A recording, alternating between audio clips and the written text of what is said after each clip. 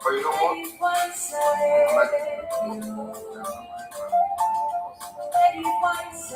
No, I am the solution, and the only way they can get to you is by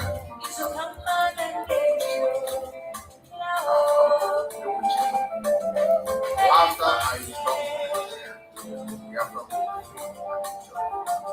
Biafra will know the importance of freedom.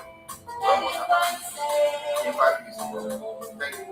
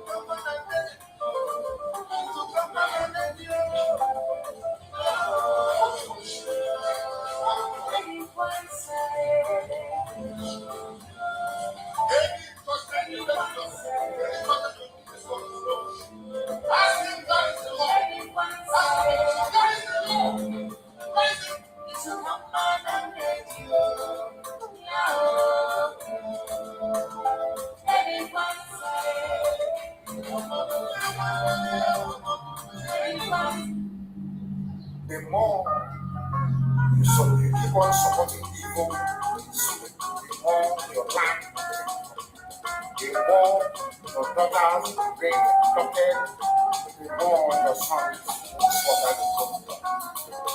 And under one Nigeria, there is nothing you can do about it. Absolutely nothing. Because one idiot that the group rise up and said, oh no, it is one Nigeria, there is crime everywhere. Haven't you heard about Zamfara? Haven't you heard about Katsina? There is crime everywhere. That is the crimes you have enough, the insecurity you have enough is as a direct consequence of their own actions. They look at Al-Qaeda in the Nigeria, ISIS in West Africa, Boko Haram, Fulani Headsmen, bandits, who brought them to Nigeria? It's Fulani. Fulani brought them to Nigeria. Everybody brought them here. All people brought them here. They are dumb and stupid. When you come out and you tell me, oh, we are one Nigeria, go and go. Where would the boundary of Biafra be? And I asked him, where is the come from? People from Nigeria coming and go and the land. Most of these people from Nigeria, they are doing a pipeline to Nigeria. They are building a well to be shared. They are building those to be shared. We are not, we are the money, which is Biafra land. We don't have those infrastructure. No, we don't. But you're taking our money to come to our hand, come to the come to our place, come to our say, get the money, and now you are using the way to get and you're coming to the hand. Clap to your hand. One minute. I mean, this is you're the same. Take our money, our gas, I'm not getting it from PhD, our gas. You are now taking a road from Katsina to the airport. Refinery. Then for you to buy your road, I have to take it to the shade. Take it back to us, refine the road. I am telling you that that's not the I am telling you that the test is somebody. You're not going anywhere. I know. Because those they are not going to speak to you. So that they will come wages of newspapers, lift the wall, bring the pressure that happens. Where they go, Nigeria is not one. We are marginalized. And then come back to say, these are useless elections. Oh, one hand said, you're marginalized. You are being discriminated against. You are suffering. They are killing you right from the eye. Come back to the same place and say, Nigeria must be one. Nigerians don't get to say they want to be part of this useless fact. That's entirely their business. So, I mean, Democrats are subscribed. But have you asked yourself this question? Why is that all the asking people to live in one Nigeria has something to gain from Nigeria? Or they have benefited in the past? Nothing more. I saw the letter to President Biden. He made that Biafra say, come and help us fight that. In order to ensure that there will be regional stabilization, that is the game plan as U.S. State Department of Security. They keep talking about these lies. Once Nigeria breaks up, there will be destabilization in the entire region as on the Pan-African issue. Most of these people are not. When I say this, I'm not insulting. Most of them. In Africa, we are tribal people in Africa. In Africa, we are tribal regions in Africa. We always go back to the where our umbilical cord are not ready. That's what we come. That is why every Easter festival or opportunity you see us migrating back to where we come. And I keep saying these things. Africa doesn't understand it. They don't understand it. Everywhere in Africa, during Christmas, if you like being in South Africa, if you like let it be in Kenya, let it be in Rwanda, everybody from the capital goes to here. If you go to Accra, from the capital. This past Christmas, if you like go to Kanu.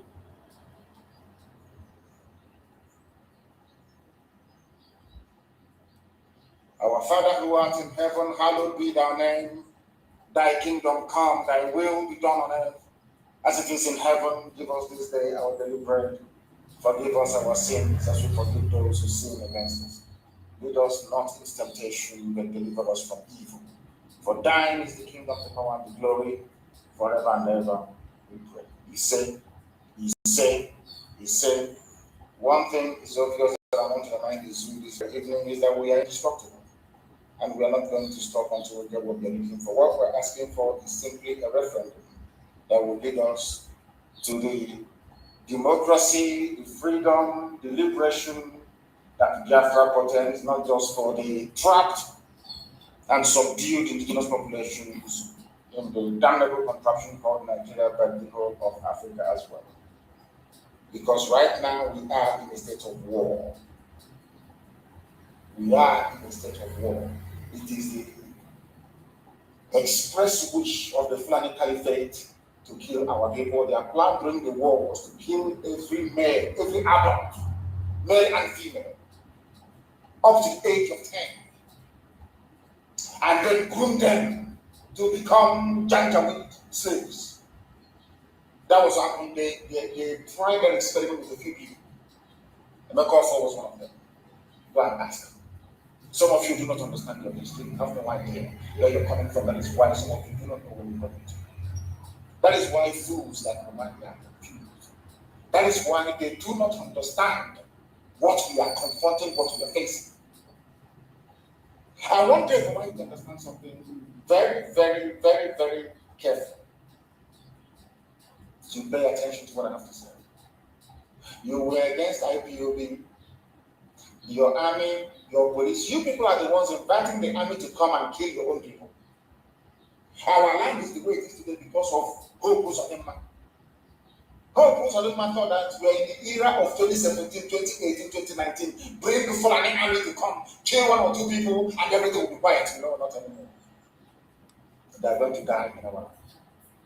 Some of you idiots, some of the people, some of you natural born saboteurs and traitors. Some of you fools that have never seen what the enemy is doing to you. It's only when there is a retaliation that you start to react and to complain. I want to remind each and every one of you that Nigeria has been killing us since 1945. Since 1945. And your peaceful agitation never got you anywhere. Begging and pleading never got you anywhere. They killed in 1945, killed in 1953, killed in 1950. In fact, every year since 1945, they've been killing you. They slap you on one side, you turn the other one, that was the top of the head of a camel. Nobody said anything about it. That is why none of you is among the security council in this room. You don't even understand. You don't even reason very well. You think that by saying yes and yes and yes and everything that Fulani says that they will love you, you are a fool. Therefore, you are an idiot. You are a fool. You are a complete idiot. You should have focused on your 419. You should have used your computer to be scamming white people. That is your job. Or that was your job, and maybe it still is. Before you became the Fulani patriot. Because what the Fulani did was to go and pick up vagabonds in our land to make them governors. Which as you church, or Kanu, who, and yourself. When you people come out in public to speak, when our land was our land, can you people come outside to speak? Because in our land, once you are a criminal, you will not be allowed to speak in public. Once you are a thief, you can never be allowed to speak in the gathering of the elders. It's impossible. You cannot do it. But of course, we are living in strange times. We are living in the time of the Fulani Tanjung. That was, if not that people rose up and said, no, I don't remember would have been the governor of Imo State today. Another criminal, another country, another killer. These are the time of vengeance that the Fulanis are bringing to come and lead us. Dave Woman, you are telling me you don't understand what happened to your people. You don't understand that we lost 5 million people. Look at all the commissioners of police saying, oh, don't come outside. No, you can go. Dishonor the dead. Don't remember your heroes. Let me remind you what they did to you, because some of you do not know. As they were running from the aircraft, as the massacre was going on, there were Igbo people among the custom officers, and they dropped their chalk and they fled, only to be shot in the main terminal by other soldiers. I hope Dave might be listening to me very carefully. I am not the person to remind you to honor the dead. Because with great position comes great responsibility. I don't want to regret the death of Abiola because he did very well for his people. The Yoruba political leaders, they fought and agitated until June 12 became Republican. Is that not true? One man, one Yoruba man. And we lost over 5 million people. Do you see why you are not leaders? Why you're not cut out to lead? Have you not seen Netanyahu stand before the whole world during the commemoration of Holocaust? Every blessed year. Have you not seen Her Britannic Majesty, the Queen of England, Elizabeth II, stand at the cenotaph? The 11th of November, every blessed year, to remember those that fought and died for their country. Do you also know, therefore, your stupidity? You don't even begin to acknowledge that had all these men that perished in the 20s, had they not died in the 20s, look at what is happening in Plateau. Look at what is happening in Taraba. Look at what is happening in what's it called in look at what is happening. The same thing. Look at what is happening in Yoruba land. The same thing will be happening to us today. Let me tell you something else. Because these men fought and died for us. They gave us hope. That was the job of Uju. Uju was the Moses of our time, our trailblazer. God used Uju to say to us, there is a promised land somewhere called Biafra. Only when the people are worthy will I lead you to that land. The Israelites were wandering all over the wilderness for 40 years. We have been wandering now for over 50 years. Because of our wickedness against our people. This same army that killed our people and slaughtered us is the same army that you criminals are invited into our land to kill some people that their fathers were killed by the same vagabonds and the people. Do you see why we decide why you people are lower than the third? One, you don't even know your responsibilities. You have no idea what it means to be a leader. You don't have a clue what it means to be a leader of people. You people should have been the ones directing us and saying, these are the things we want. These are the things we're going to do. You don't believe the answer until IPOB came.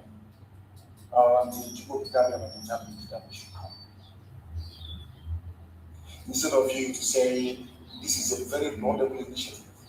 How do we get the government of Nigeria to acknowledge that yet of May as the day that a grave injustice was done to a particular race? You idiots, due to what I would call political expediency, you are more or less interested in safeguarding your own private political position. Shame on all of you. Some of you say, oh, the Yoruba agitators, they don't insult their leaders. But their leaders fought for the death of one man, one single man, to be recognized and recognized in the calendar of, should I say, Nigerian politics. You lost over 5 million people out of cowardice and fear. You can't even rise up to defend or argue for the right of these people to be remembered. Do you see why you're not doing this? I can never do it.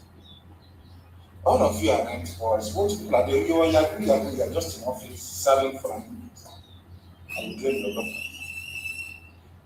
No matter if I were to be a governor, or had I been a governor in our land, there is no amount of provocation that would make me to go to Abuja to beg for Fulani soldiers to come into our land to kill our people. I will never do it. Never. Not in a billion years. But it goes to show the level of hatred that these people have for us. It goes to show the extent they are prepared to go in order to subdue the truth.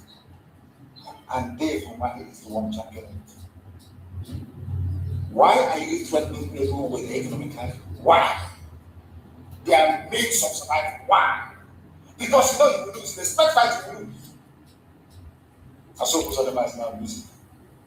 People can make all the noise you like. You can come out and talk whatever rubbish. You can falsify the news. You can pay all the journalists in the zoo to write your own narrative that's entirely your business. But the truth will always speak for itself. And the truth of the matter is that you cannot win this very war. You cannot win it. Not in the kingdom, yes, you cannot win it. Nobody in history has ever defeated a volunteer army of the people. Go and read history. Nobody ever. Go and study it. We are in very critical times. If you go to my page, you really need to take a bit of it so that others can see. If you Google the Times magazine of London, 7th of October 1966, you will see what they did to us in the so-called one Nigeria. If after going through this, if after reading all this, you still believe in one Nigeria as a Biafran, more or less as a good person, as a very good person, as a good person, then believe you me, there is something fundamentally wrong with your brain cells. You are not aware. And these are the people that the likes of Audrey's of Harlow, Dave Umahi are forcing us to belong to. These are the people that killed us. Imagine what our soldiers will be thinking in their graves, whatever they're lying today.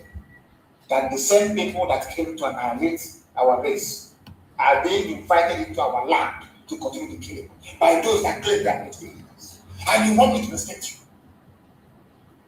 How is that possible? How is that possible? How? If not for IPOB, would anybody remember that of many? Of course not. So you are political leaders. We are the leaders. We want to go. Look at this. So after this very pathetic and hopeless display of cowardice and stupidity, you think I'm allowing you to go to Abuja to go and negotiate on behalf of IPOB? Is that what you think? One friend will look at you, you will start wetting the back. Your boss set to be sold. A normal man, because you're a coward, you're a wretched coward. The only place you people have strength in this life is to bring army to attack your own people. That is the only time that you want. That is the only time you want to search your mouth. But when the Yetiala was making and killing our mothers, you wretched, idiotic coward, gave a mic, came on television and was crying like a little baby. Did you ask the army to come to kill Yetiala or to flush them out of the state? No, you did not. I gave the order to the men on the ground. And today, we have rid the state of Yetiala terrorist group. You did not do it. We did it. Not you. The only time it matters to you is to bring in army to kill your people. That is the only time people have courage and strength. That is why you people don't deserve to live and tell you. You people are different. You don't live. Look at Daniel Adams. Daniel Adams. Look at Akintoye. Professor Akintoye, look at Sunday. Let me ask all you idiots from the East, fools. How many times have you heard any so-called Yoruba intelligentsia or politician rise up and say, arrest them all, kill them all, do this like this? How many times have I asked you? How many times? Yet you don't know. That is why you are give you this, don't make it way. Look at you, idiots, begging everything. Oh, yes, sir, yes, yes, and I had you, yes, and I had you. You have nothing. You don't know this, you don't know to take all of you. So-called governors, you don't know nothing. They come, they promise you, the only people that have 6 or 7 Senate presidents, the only one group of the idiots. When the Fulani now saw all this nonsense with the help and support of the British, their white masters, ordinary Senate presidents can no longer or never again. The time they gave it to you was like ping pong. After this person, what's that man's name again? I've forgotten his name. After that, he was Chubakari. After Chubakari, it was Parasite. After Parasite, oh my God, only one thing. It's something that we did for all of you idiotic governments. That's what they do. And when you are doing it, you thought you were doing your people a great service. Then you are doing them a greater disservice. Do you know why? After all that nonsense you've been thinking you're serving members and all of you are knowing you go behind the back. I ever said them undermined Chubakari. They came out and undermined God knows whoever. The other person tells us and came. One by came, only one thing. And when you were doing it, you thought you were advancing your political careers. But today, look at the consequences. No Igbo man he holds any meaningful position. Not even do it. None.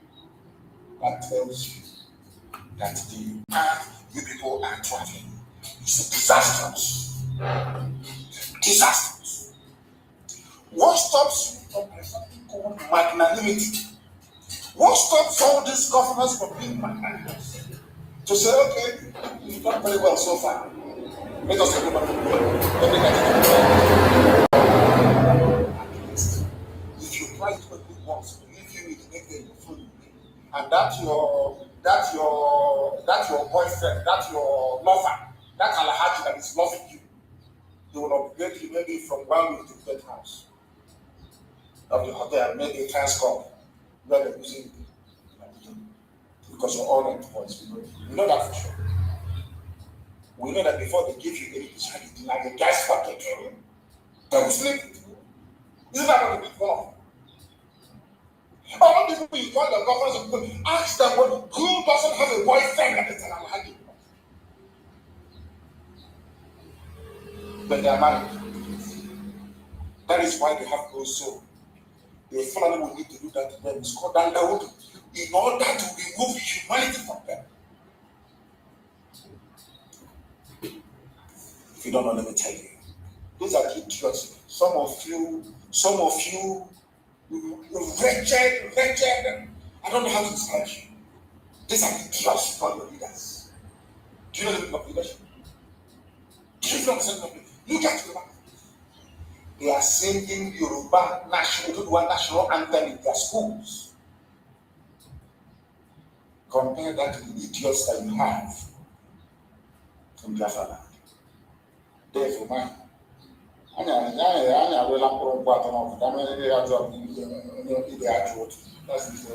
a local. We'll see. I am warning everybody tonight. If you come out on the 31st on Monday, you are going to die. I don't want Nigerian army to kill you and then you start blaming people that are innocent. Because some of you hate yourselves. Self-hatred is the killer of the destiny of this. Self-hatred. When you hate yourself, other people will hate you 4 times over.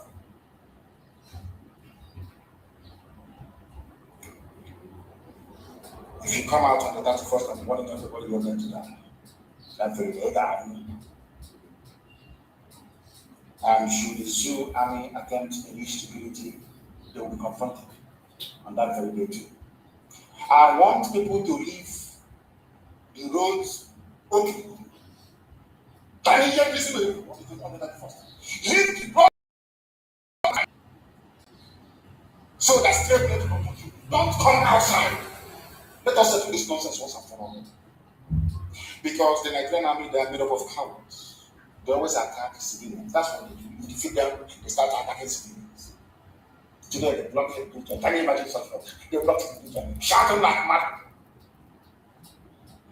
What they are trying to do is to see if by inflicting collective punishment on the populace, somehow you will turn against people who are fighting for liberation.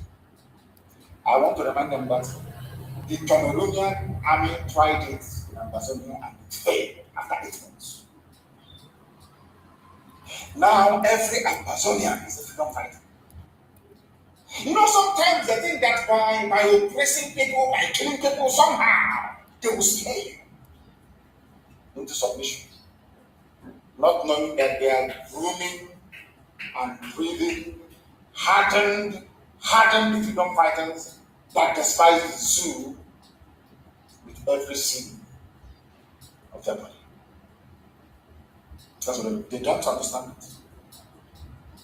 Look at Imo State. Only because you killed the council. Only because some of people. Look at Imo State.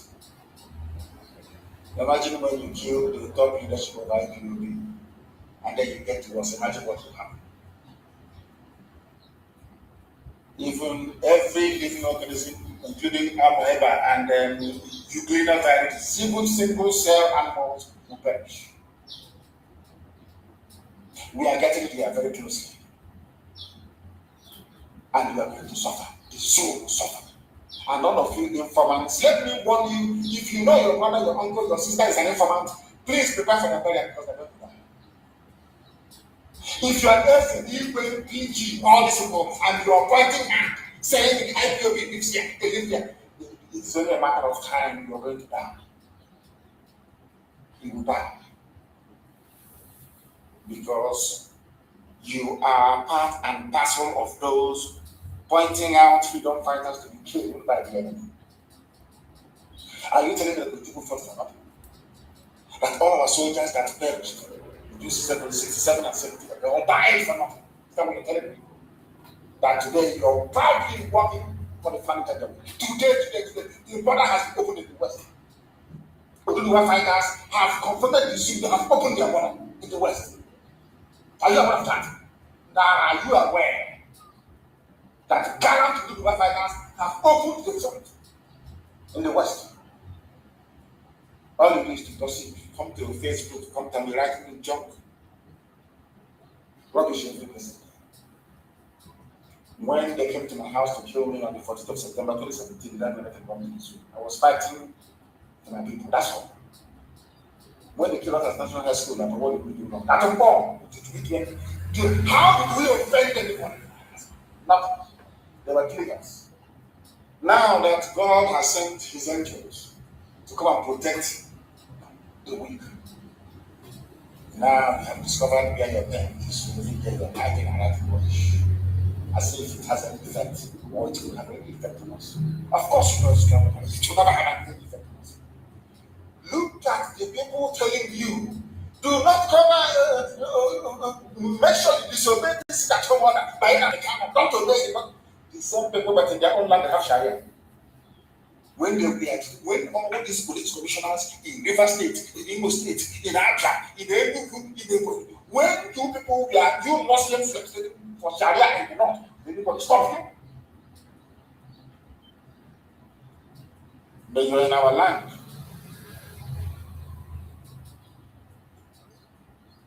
You're in our land. Telling us what to do. I said it before, I'm allowing to do it. As soon as Biafra comes, at every entry point into Biafra, every seaport, every airport, every land crossing, there will be a DNA kit. We'll have a sample of Fulani Janjaweed DNA on one side, and we'll have a sample of Biafran DNA on the other side. We'll just everybody come in.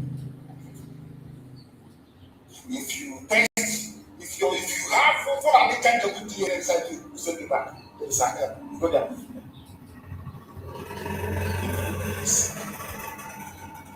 They don't understand that they are making us stronger. Don't look at the history of freedom fighting and making us stronger. Hitler killed 6 million Jews, thinking after killing them, somehow Jews will bow and something. Today, Israel has the best army in the whole world. That's how human life is. I want to let you information understand something. Take your phone. Some of you have 3 or 4 phones. Take one of your phones. Tell that your phone, the mobile phone, you're holding in your right and left hand. I'm going to use you to injure my body. You see, this body you're going to suffer. Start to rub your phone on a particular spot at the back of your arm. Or anywhere on the body. Keep rubbing it. Every day, keep rubbing it. Previously your skin used to be very soft. But as time goes on, you will find that that place you rub it all the time, you take pressure all the time, has acquired some measure of hardness. As human nature. And I want every Fulani Janjaweed to do this very, very simple. Take any object, you rub it against your skin slowly. That's your skin that is very soft. After 3 or 4 days, you will notice that that part you've been rubbing all the time has developed a semblance of toughness. Even in nature do not commit to it. What makes you think that we are going to commit to it? Impossible. Maybe your father is a permanent secretary, or maybe minister, or maybe commissioner, or maybe eating for the purpose of the man or day for money. Maybe they get you a contract. All of you. So you are good work. Nobody is stopping you from enjoying whatever you enjoy with God. But allow those fighting for their freedom to fight for their freedom. You have no right to do. Allow me to, on the 31st If you come outside, you will die. If you're a road transporter, if you're a transport worker or whatever, you know how people here, they want to die. Who can tell you what to do? I'm going to die. That day you will perish. On the 31st day down, you will perish. So that when you die and go to the world beyond, you will meet the likes of the gods and the living thing with her, with her that idiot right now. Do you understand? The era of our idiocy has come and gone. All that, the era of the slave has finished. 2021. If you finish writing all your rubbish on Monday, you sit at home. On Monday, you inside your house. Because there are places in our land where foolishness is in very high supply. No one has one of them. One of the most foolish places we have on this earth is Oman. My so-called hometown. Very foolish thing. That was the last headquarters of Biafra before Biafra fell. But they are very, very foolish. But on Monday, we're going to give them a lesson on Monday. Let them come out and go to bank market to go and open shop. I want anybody, any chairman of any market that is open, any market you open, the chairman will hear from us. In Biafra, any market you open, will hear from us. Another idiotic place is Enugu, our own capital. Look at how foolish all Biafran capitals are. Enugu is another place. I don't know if half of them is born by Fulani, I have no idea. I'm warning all of you in Enugu. On the 31st, you sit at home. If you come outside, you will experience miracle. That miracle you've been waiting for all your life, you will see it. In broad daylight. Enugu is known for their stupidity and non-compliance. Omoaia is known for their stupidity and non-compliance, and also Abakaliki. If you are going to come out in any of these places, anything that befalls you, you carry it on your own head. Because people are foolish. On the 12th of June, all of you will sit at home. It will be a holiday. You will remember a Yoruba. You idiots, you will remember a Yoruba person at home. One man, in our own case, we lost 5 million people. And if you don't sit at home, we'll make you sit at home by force. People, no wonder they're suffering. You have no appreciation of the sacrifice of the dead. You take everything is mercantilism, it is buying and selling.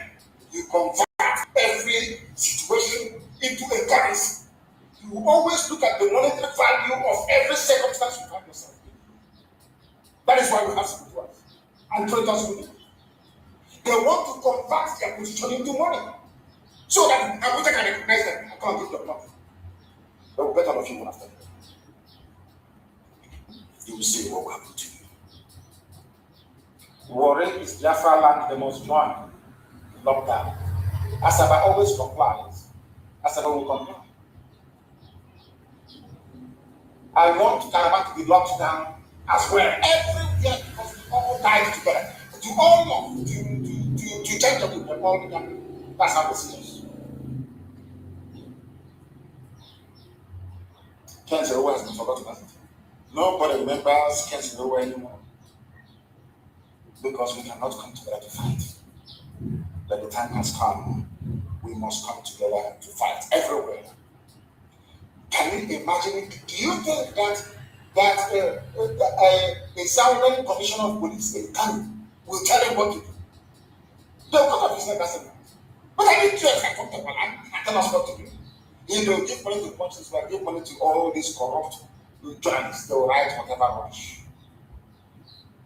And you're claiming you're serving the people when you're serving the enemy. The Nigerian army cannot fight any war or battle their cowards. Anytime they are defeated, they will go to the nearest village to look for to kill. I was told that they plan to go to India and find their cowards. Go to the bush and look for people who are looking for you. You're going from house to house, doing showman, as if what you're doing on the road affects people. You think they give a damn about what you're doing on the road?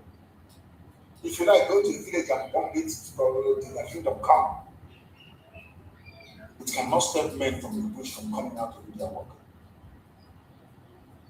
And for the very first time on the 31st, in the next 2 days, I will give the order. If there is any stupidity anywhere, I will give the order for ESN to leave the bush and come out of the states. From the 31st, up one age, day after tomorrow. Allow me to warn all your governors now. 8 governors starting from day from Mahi, I swear to God Almighty in heaven, if you try any rubbish on the 31st, by trying to penalize anybody opening their shop on the 31st, I will ask Jason to come about Baghdad. Actually, also, because of the food, you complete idiot. You are. Go back to your first time. You have lived all your life deceiving people and calling them to make money. Before they fully recognized you and appointed you, same thing with Kopo Satama. He was secretary of 419 in Lagos. Could also know that. Look at Nnamdi. All criminals and vagabonds are idiots that you call political leaders. And you want to go, drink whatever you like. Let me go to Abuja. You that you go there and let them raise your abana and lower your trousers and beat you. They will take away your boxer from you. You are the one who is the power of life. Did you defend the police state? You reject it, defend the police state. I'm asking you. So that gave me that it's not when you defeat the Nigerian army, you after civilians. That is why I am warning tonight. Nobody should go around please. After 6 p.m. every blessed day. You know, our people are very strong. If you're a young man or woman, you got to the night to kill. If you don't stay, if you leave the roads open so that men can meet, we know that we don't casualties. Leave the road every 6 p.m. across Biafra land, people should be in their house. Leave the roads open. Stop interfering. Because when they see they will arrest you, anybody they see arrest, we will arrest them as sponsors of African fools. We hire big consultants in the USA. You arrest somebody who is selling watermelon as a sponsor, who is sponsoring IPO. Are you not an idiot? And they will ask their zoo journalists to write, and they start writing nonsense. They hate you. Nigeria, or should I say Nigerians, hate you as a Biafran with passion. That is something that the man doesn't know. That is something that the other idiotic governors do not know. On the 31st, we shall tell the whole world that we mean business. Complete and utter blunder. Shut down everywhere. I know one or two idiots carry their basket. We are going to market. Can I change what again? I'll get it that the land will eat you. As you're going out to do for what you're going to eat, the land will eat you instead. Complete lockdown. I have given the orders this evening to make sure that someone Enugu and Abakiliki is part of what we're doing. Any chairman of any market, be it Opan market, be it any market that opens on that very day, the land will. Highest thing they will write about it for 2 or 3 days and will be forgotten. Complete lockdown. We must remember those that made it possible for us to be alive today. We know that in Aba, they are there. The soldiers, full of terrorists in uniform. They are camped. These are Boko Haram. People that did not Boko Haram. In fact, this is what they call it again? Al Shabaab. They are camped in Aba now. In a hotel at Umba Road. By a place they call Amanketa. There's a hotel there, and they're there. And the person who is directing them is a Fulani boy that grew up in the area. Their operation will start tonight. That is the reason why I'm doing this broadcast. In Aba, everybody must go inside tonight. So that anything we see outside of the road is bushmeat. Or should I say road meat this time around?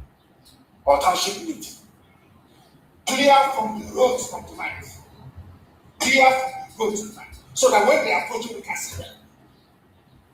I am warning my brothers, you know how people don't listen. And every informant will be identified. Can you believe that Igbo was talking rubbish at Abuja State, whatever, security summit? Igbo. You know what he was saying? That the government should do whatever they can to protect informants. I don't know, there is something they drink. I think once they go to Abuja or Lagos, there's something they drink. A previously sensible person will start to talk like an idiot. Yet they come without shame, sacked by Jonathan. Although he was doing well relatively against Boko Haram. You want to come down to your land to recruit informants to be pointing at him. And anywhere you see an informant, please, you know that man, don't kill them. Just part of the film. So that they will go back and tell their children how they lost one of their feelings. They're in Aba tonight and they are everywhere, in and around the world. Do not go out at night, leave the road open for men to engage them because they are cowards. They always take out their frustrations and feelings. If one of you kids are trying I don't like to be killed. The members are keep here. They have been chased away from every Shia. Attack and chase away. Once in a while, you see channels TV, they will write, we killed 10 Boko Haram today. Have you ever seen them before write and say, we've killed ISIS before? You people that cannot listen very well. What does that tell you about the relationship between these terrorist governments and ISIS West Africa? But your brain will not go that way. After all, you're in the street, you black people. Or what do you know? Your brain. I'm asking you, have you ever seen them write on the pages of newspapers that they successfully engaged ISIS in West African provinces? No, never. The always says Boko Haram, Boko Haram, Boko Haram, because them and ISIS are working in tandem. A terrorist government. A terrorist as a police commissioner is telling us what to do after killing us. Should I say 5 million of us many years ago? Every informant in Biafra land is identified and arrested and dealt with. I can assure you that. I know that they will not be sacrificed like an interest in our home. Ever since we drove away his 80 other friends, he has been should have at the forefront of the arrest and execution of many young people in the state. This is one man. And we just remembering them for nothing. They fought and died for us. Even on every January the 15th, the zoo, God and you remember their soldiers. And you're asking us not to remember those that saved our lives. Without them today, who knows? Maybe I will be asking Amen. Who knows? We must honor them. As somebody wrote now, Instagram, the world is enough for the world. Say, I'm not coming to the first. You know the way we love anybody. Your obituary will happen. At least we got them in Christ. Monday is a lockdown, 31st of May. Complete another shutdown of the entire Biafra. Even people like David might not be allowed to prevail over what is good. We often lament about marginalization of our people, but we are the ones making it possible for family to marginalize us. Because if we rise up and say enough is enough, they cannot abolish. You think that by begging, they will love you. They will love you, of course. Every cycle will go down. Every supporter of Fulani genocide in our land will go down. This generation is not joking. You can go inside the township and arrest as many people as the libraries of business. The real men are dying in the bushes. If you say, have you ever wondered why they cannot go to the bush to come for men? They always outside, running around from one checkpoint to the other. Come into the bush. Tabi Lara. And to all apologies of Fulani genocide, I want to remind you of one thing. What did we do to you in 2014, when you killed us, 2015, 2016? What did I do to them? nothing. The more you kill us, the more we protest, the more you kill, the more we protest, the more you kill. Until at the time, God sent his angels to say enough is enough. And that's the period of every man. You think we're going to stop? But of course not. Instead, everything will die. It's implemented gradually. Very soon now, I will introduce what I call the air gun solution. Ready to pray in the language of heaven, the very broadest language of the face of this earth.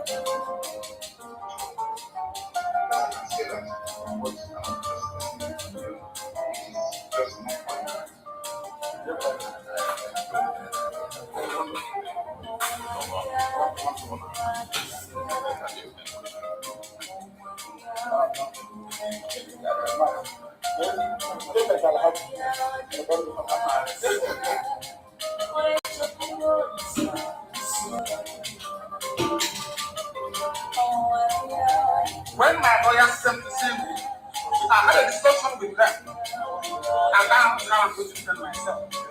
I told them that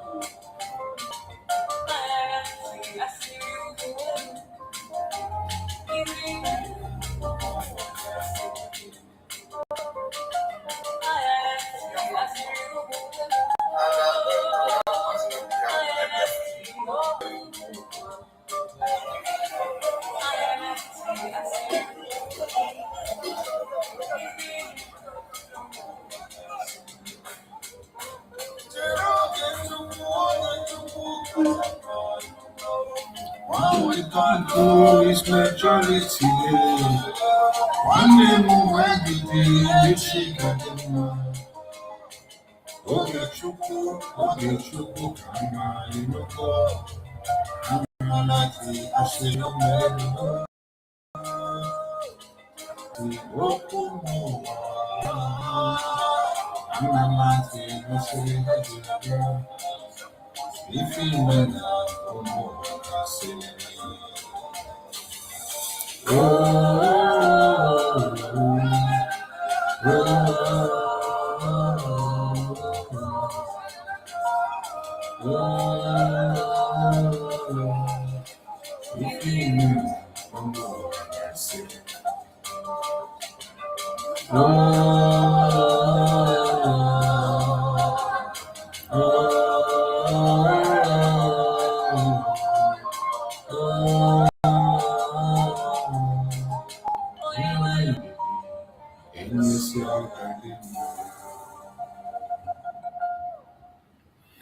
Welcome, welcome, welcome. Thank you so much for joining us on today's program.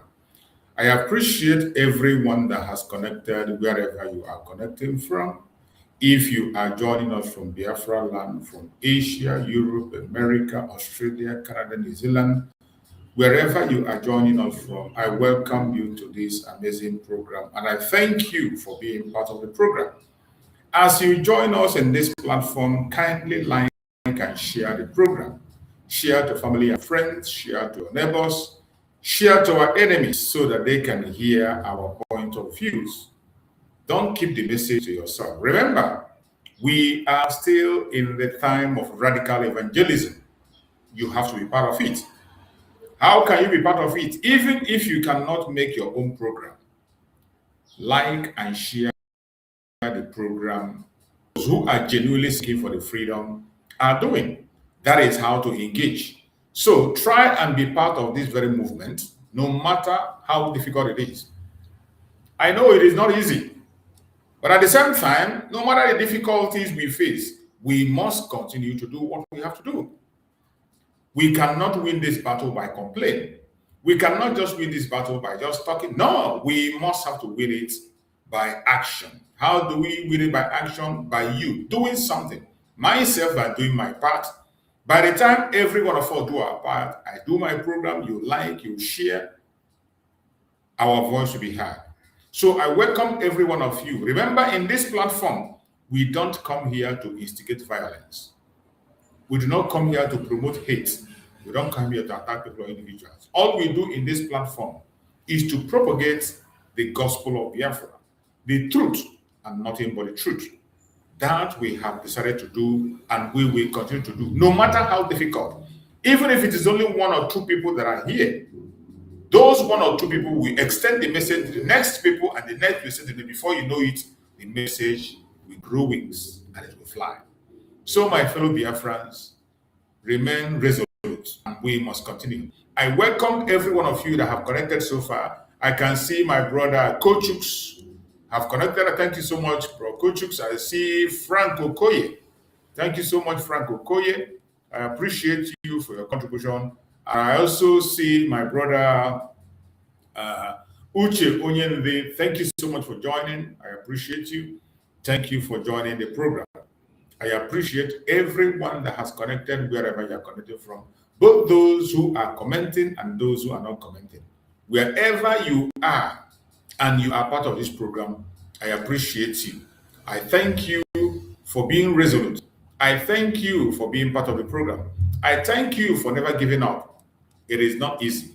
There are so many reasons why people can decide to give up. There are so many reasons, genuine reasons why people can say, oh, I'm not going to do it again. But I bet you, even in the midst of all that, you have decided to remain resolute. I appreciate every single one of you, and I thank you for being part of this program. On the video that I played, that just finished, you can see that was a message that was made by Nnamdi Kanu in preparation for the 30th May celebration. 30th May Remembrance Day. That video that I played, you can go back and watch it again at the end of the message.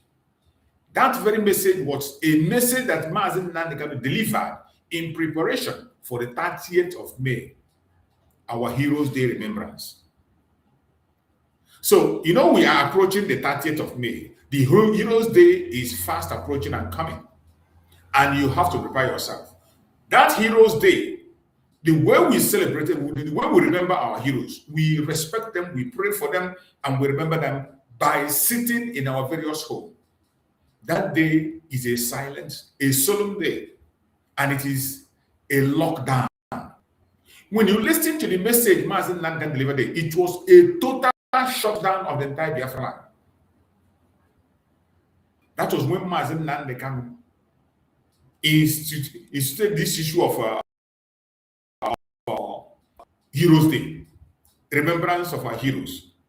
It is not a joke. It is not a day to joke. It's not a day to play around. It is a day the Biafran people sit at home to memorize, to meditate on the souls that we have lost in the course of this journey. Millions of Biafrans have lost their life in the cause of freedom. Not because they committed any crime, not because they went for war, not because they were fighting for war, but simply because they are identified as Biafrans. They were marked for death, and millions died. More especially, children. Millions of children and women died during the Civil War. Not in the hand of the bullet, they were starved to death. Do you know how painful it is for someone to starve to death?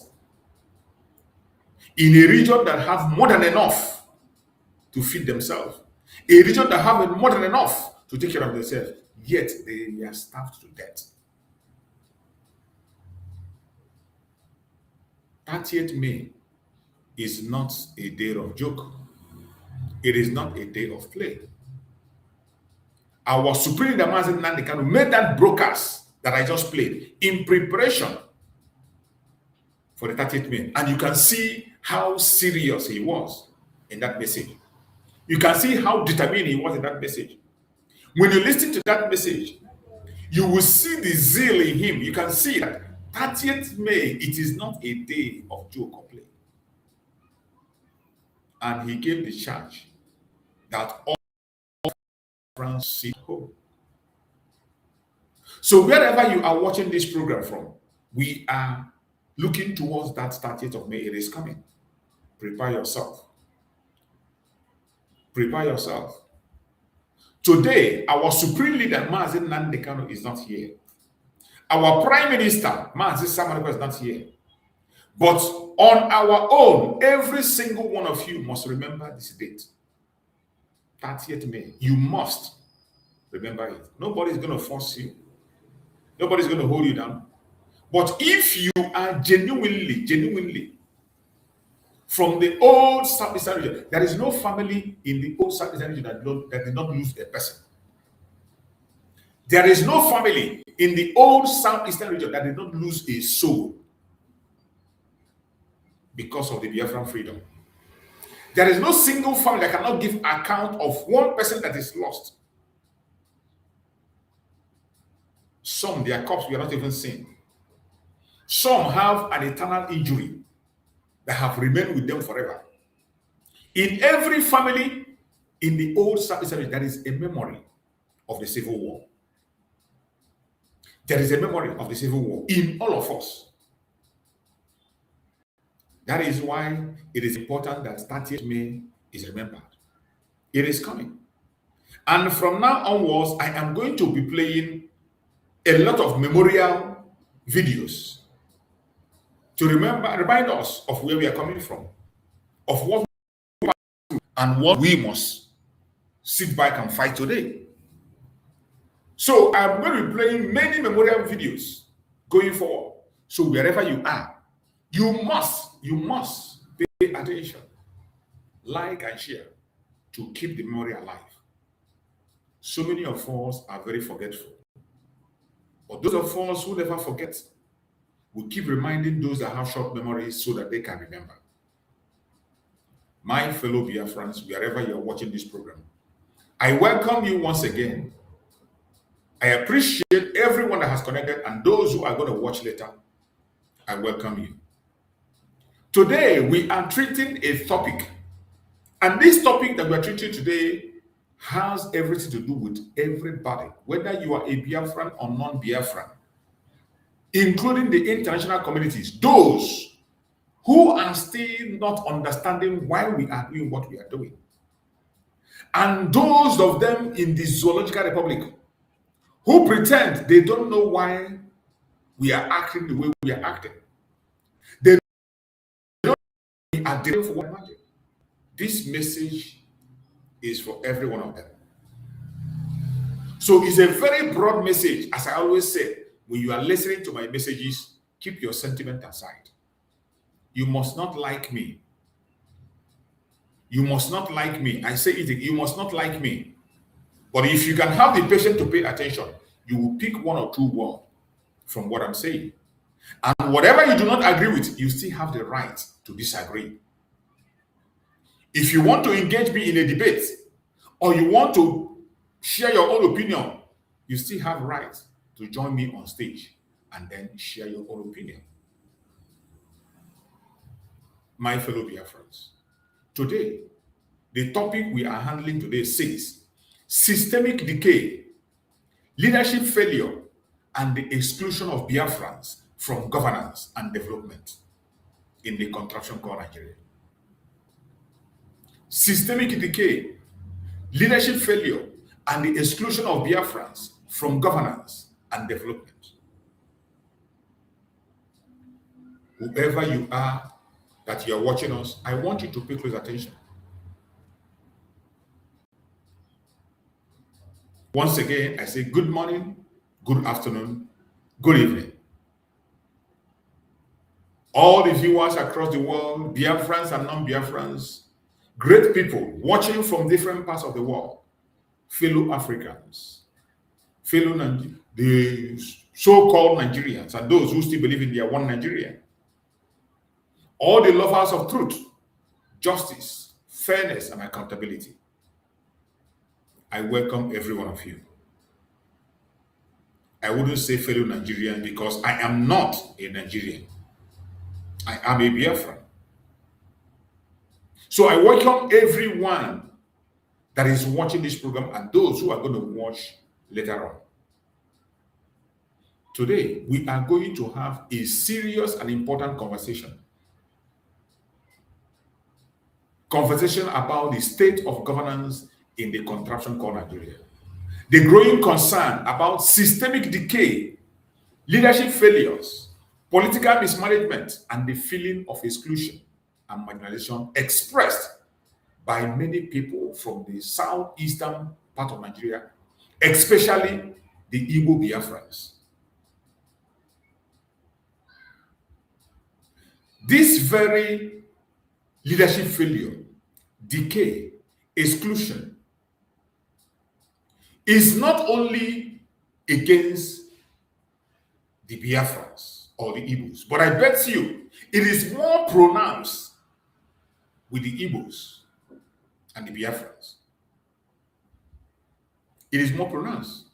And we are the kind of people that will not be silent in the face of evil and allow it to continue to go on. That is why we are in the front line of championing and exposing the atrocities in the contraption called Nigeria. The systemic decay, the leadership failure, political mismanagement, and the feeling of exclusion and marginalization. Every indigenous person is facing this crisis. But the only people that have the boldness to speak about this and pursue a solution are the Biafrans. That is why they are loud. That is why they are the ones that are seen. It is not that they are the only one. It is something that is holding down every indigenous person in the contraption called Nigeria. And every other tribe, they are supposed to be thankful for having us, the Igbos, more especially among them, to make their voice heard. It is because of our effort that many of them have the voice to speak today. It is because of our effort and voice. That is why today the world is discussing about the Christian genocide in the contraption called Nigeria. This is not a conversation about hatred.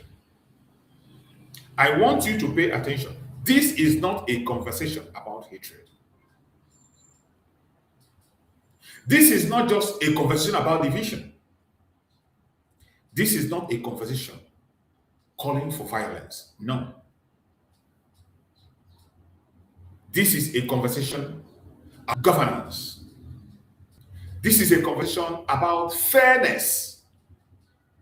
This is a conversation about accountability. This is a conversation about inclusion, justice, development, equal treatment under a democratic system. But from every indication, these things I am mentioning are not present in the contraption called Nigeria. And they are the major reason why we allow speaking and saying that we do not want to be part of this madness, this contraption called Nigeria anymore. And we will continue to speak. It doesn't matter how the world feels. It doesn't matter what the people call us. We will continue to air our opinion. Because when citizens begin to feel unheard, neglected, excluded, disconnected from governance, it becomes dangerous for the future stability of any nation. And that is why Nigeria is unstable today. That is why Nigeria has failed and will continue to fail. That is why Nigeria is irredeemable. Because including those who are talking about their one Nigeria, those who claim to be one Nigeria have said it that there is no way out, there is no solution anyway to solve any problem. Including those that are claiming one Nigeria, they are unheard. You see them every time crying online. You see how they cried. Every one of them was crying about the INEC chairman, who is already an APC chairman, who has already started rigging the election, even when the election had conducted. They all came out and they were shouting, remove INEC chairman, remove INEC chairman. They were not heard.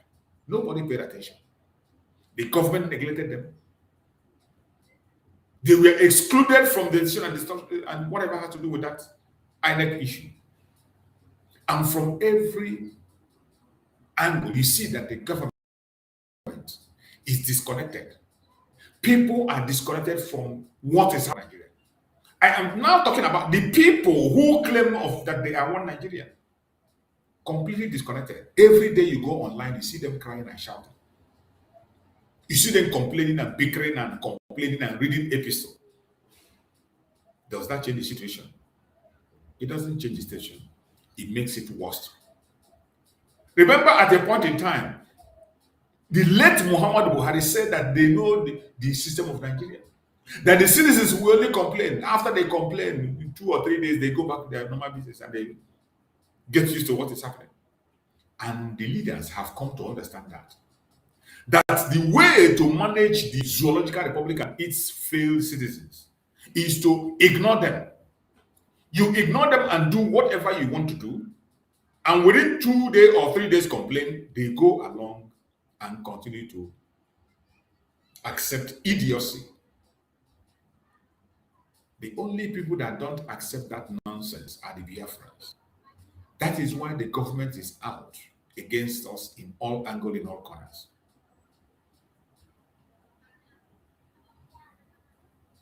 When citizens begin to feel unheard, neglected, excluded, or disconnected from governance, it becomes dangerous for the future stability of any nation.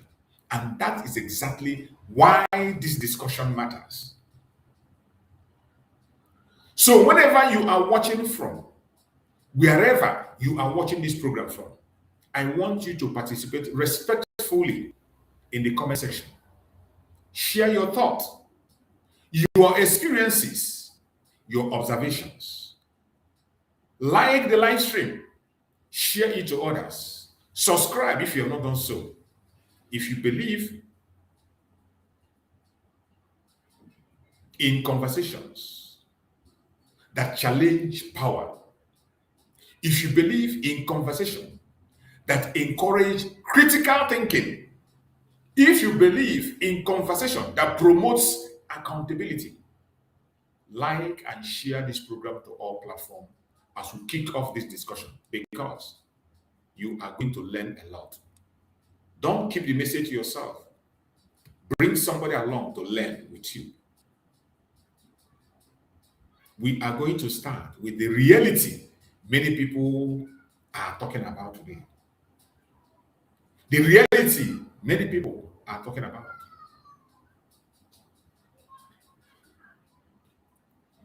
Lovers of freedom across the world, men and women who are watching this program, one of the biggest problems facing Nigeria today is not just poverty. One of the biggest problems facing the contraption called Nigeria today is not just poverty. It is not just unemployment. It is not just insecurity. One of the deepest problems facing the contraption called Nigeria today is the crisis of trust between government and many citizens.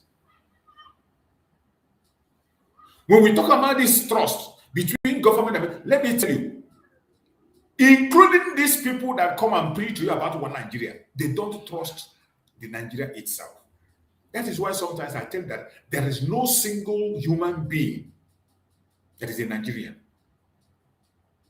There is no person that is a Nigerian, including those who are coming to talk about one Nigeria. When you talk about separation, they will cry and cry and cry their eyes out. They don't identify as Nigerians. They don't defend Nigerians. They are not ready to die for Nigeria. The Fulani themselves have said it that they are just Fulanis. A governor from the north said it on national TV that Fulanis are just Fulanis. That any place they are in West Africa, they identify themselves as Fulanis, not as Nigerians. That is why when you see the takeover of Nigeria that they are working, when you see the criminal Islamization of Nigeria that are trying to take over Nigeria, the way they are going about it, they don't have pity on any individual that is indigenous. It is not about Nigeria. It is about their own agenda that was put in place by Ottoman Napoleon. And until you understand that, Until you put your head down and understand, you will continue to wallow in confusion. The deepest problem facing Nigeria today is the crisis of trust between government and many citizens across different regions of the country. Many people increasingly feel disconnected. It is not just the Biafran people, it is not just the Igbos. Many people feel disconnected. The difference is that most of them do not have the balls to do what we are doing. That is the difference. The difference is that some of them, they don't have the balls to face the government the way we are doing. And so they manage what they have and pretend all is well. Across different regions of the country, many people increasingly feel disconnected from the political system. But in the Southeast especially, many citizens openly express feelings of political exclusion, economic neglect, and underrepresentation. Only in the Southeast region, that is the only place that people have that boldness to express their feelings of political expression, to express their feelings of economic neglect, to express their feelings of underrepresentation. Only in the Southeast, you have people that have that boldness to make that expression. It's not as if it is well with other regions. It's not as if other regions are having it well for themselves. But the difference is that they don't have the balls to do what we are doing. And some of them allow their envy and jealousy to cover their face. They allow their envy and jealousy to becloud their reasons. And they begin to do things that they are not supposed to do. They begin to think in the way they are not supposed to think. But we, the Biafrans, we know what we are facing, and we are not stopping. And whether some people agree with this concern or not, the reality is that millions of Nigerians genuinely feel frustrated from the direction of governance in the contraption called Nigeria. Millions of people are frustrated. Go to their platform, go to their conventional media today, you see how they are complaining and crying, including those that claim to be activists. It is from one complaint to the other without a solution. Police brutality has increased. Instead of you were here when people were talking about a man that was shot, an innocent guy who was shot without allowing him to express himself. They just killed another person again. Few days ago, another person was shot. So this is to tell you that there is no amount of complaint, no amount of cry that will change the status quo. Police force was given to the zoo to manipulate the citizens, to control. Nigeria was created to control. It was not to build security. It was not to secure you. It was not to make you to strive. It was to control you and take away your power, then extort your resources. And that is the role Nigeria will continue to play. Sadly enough, they are using the same people in that very location to carry out those missions. Many people are frustrated with the direction of governance in the contraption called Nigeria. We cannot solve problems by pretending they do not exist. That is one thing everybody should understand. You cannot solve any problem by pretending they don't exist. Like you see in many people, many idiots in that contraption, including those that claim to be activists, after complaining and crying, they continue to pretend they can work something out. You see the one that call himself Peter Obi, going from pillar to pole, pretending that only him is the giant to redeem Nigeria. Oh, Messiah, Jesus. You want to redeem Nigeria? Even when he knows that it is absolutely impossible. impossible. They continue to pretend. But we cannot solve a problem by pretending they do not exist. We cannot build nation. We cannot build national unity through silence. They will tell you, preach unity. Including the drug baron will tell you to be preaching unity. When you are silencing people who are demanding for self-determination, when you are charging people for terrorism, for asking for their freedom, when you are taking the life of the innocent, and you think that is where you can be able to build unity. You can't build unity by silencing people. And we cannot strengthen democracy if citizens believe their voice do not matter. But sadly, you still see the Western countries describe Nigeria as the biggest democracy in Africa. Madness, idiocy, stupidity, lie from the pit of hell. How can anybody perceive Nigeria as a democracy? A place where the innocent is sentenced to life imprisonment simply because he aired his opinion, demanded for referendum for his people. As for self-determination, which is a right under international law, a right under African Peoples and Human Rights law, a right under Nigerian law itself, and you sentence him to life. How can you describe such a country as democracy? A country that involves in kidnapping. You went to a country, kidnapped somebody, extraordinary rendition him into your own country. Went ahead to prosecute him and convict him under a non-existent law. How does that make you a democracy? How? How? You pass wrong information and false information, falsified information to a foreign country, to Finland, to detain a man who is fighting for self-determination, who is defending his people, who is asking his people to wake up and apply the self-defense to save their life. We know that self-defense is accepted by international law.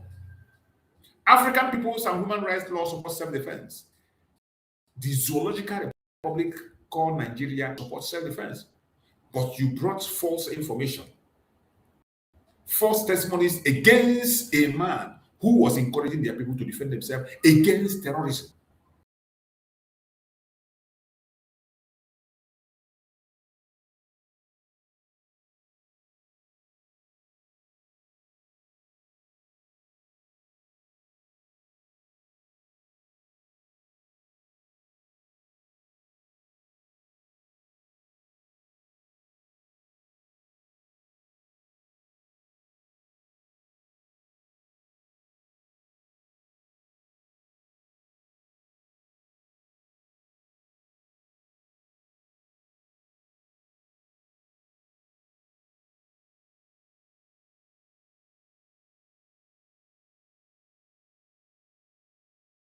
Where they are. Regardless the propaganda and blackmail that is coming, we must speak the truth and nothing but the truth. And we cannot strengthen democracy if citizens believe their voices do not matter. That is why today we must honestly examine the issue of systemic decay and leadership failure in the contraption called Nigeria.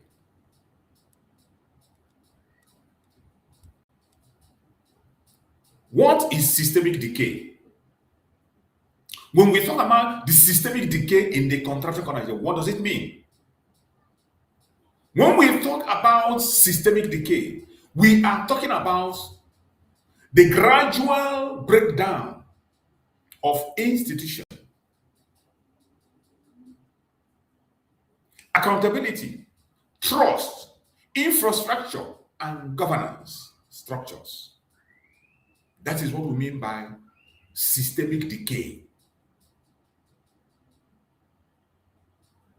When we are talking about systemic decay, we are talking about the global breakdown, the gradual breakdown of institution, accountability, trust, infrastructure, and governance structures. And I go further to explain. Systemic decay happens when corruption becomes normalized. As you have in Nigeria today, corruption has been normalized in Nigeria. Corruption has been officially normalized in Nigeria. You ask me why. Why wouldn't it be normalized when you have a drug baron as your president? Why wouldn't you it be normalized when you have a president that you don't know his age, neither do you know the school where he attended? Why wouldn't it be normalized? Corruption has become normalized in Nigeria. Systemic decay happens when merit is replaced with favoritism. Merit doesn't work in Nigeria anymore. There is nothing called merit in Nigeria. That is why Nigeria will select their officials, appointments, and you will not see anybody from the Southeast. That is why people will be appointed in a position. There will not be anybody from the Southeast included. The reason is because merits have replaced favoritism. And that is called systemic decay.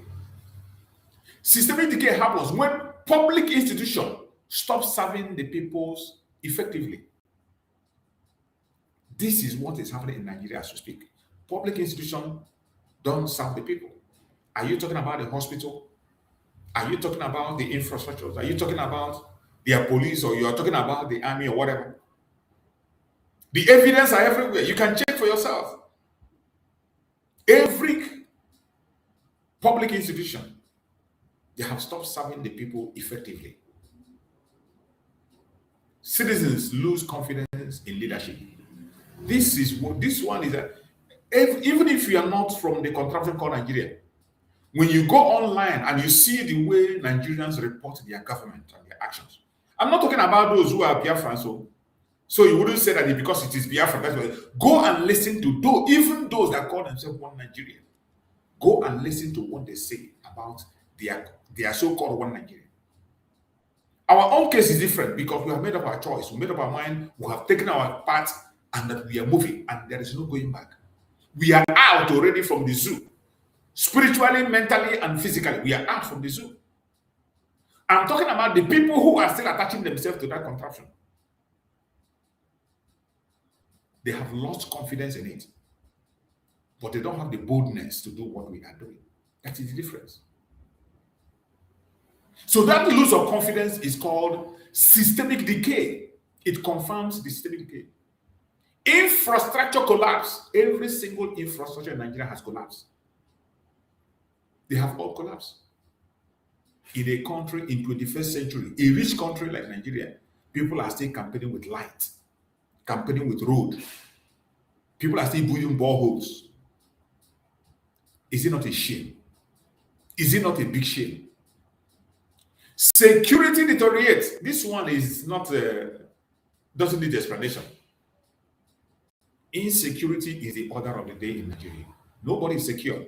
Not even those idiots that claim to be politicians. Nobody is secure. Nobody is secure. From local government to state government to the federal capital. Nowhere is safe. Kidnapping is happening even in Abuja. Remember, even during the time of Buhari, there was a report that something criminal entered into Asarok. During the time of Buhari, there was a report that the criminal went into Asarok and stole something. That is how bad it is. Security today, there are Boko Harams in the House of Assembly. There are Boko Haram in the Senate. There is Boko Haram in Asarok. There are Boko Haram everywhere. In fact, they are the one making the laws and directing how things to go. Systemic decay. Unemployment Unemployment rising. Are you talking about unemployment? The only thing that is saving the citizens today is that many people from that contraction are very industrious. On their own, individually, people that are trapped in that Nigeria, the indigenous people trapped, they are very industrious. That's the only way they're surviving. Many of them are self-employed. Many of them are self-employed and they're doing better for themselves. Those who are being employed by the government are not being paid. Every day, go online, you see protests of non-paid salaries. They are not being paid. Poverty increases. Poverty have increased to the highest level in the contraction called Nigeria. It is no longer something. It is not something to. It doesn't. You don't need somebody to explain to you the poverty in Nigeria. If you are a Nigerian and you're living abroad, you should smell it. You know it. You hear it every day. Even if you're not a Nigerian, put your ears on the ground. You see. The political leaders focus more on power struggle than national development. That is what we call systemic decay. Many Nigerians today feel that the country is experiencing exactly this kind of decay. Everything I explained today, everything I mentioned here, whether you are part of Biafra struggle or you are not, these things I mentioned here, you are aware of it. You are complaining of it in one way or the other. But the difference between us and you is that you don't want to pursue the solution, but we are pursuing the solution. Corruption has become the normalized in Nigeria. Merit is replaced with favoritism. Public institutions stop serving the people effectively. Infrastructure collapses. Security deteriorates. Unemployment rises. Poverty increases. The political leaders focus more on power struggle than national development. That is what we see today. And many indigenous persons in that Nigeria today feel the country is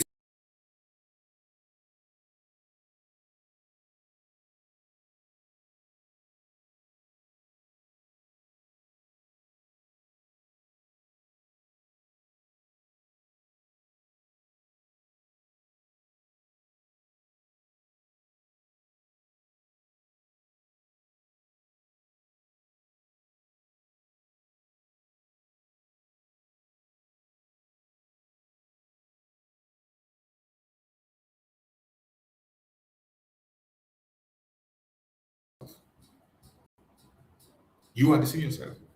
Exactly, just like my brother coaches look here. At a point in time, even snake swallowed the money in Asarok. Oh, my brother. There's nothing we have not seen in Nigeria. There is nothing we have not seen in the zoo. There is nothing we have not seen in the zoo. At a point in time, snake swallowed money in Asarok. It is so sad. It is so sad. And we must continue to speak about these issues. It doesn't matter what happens.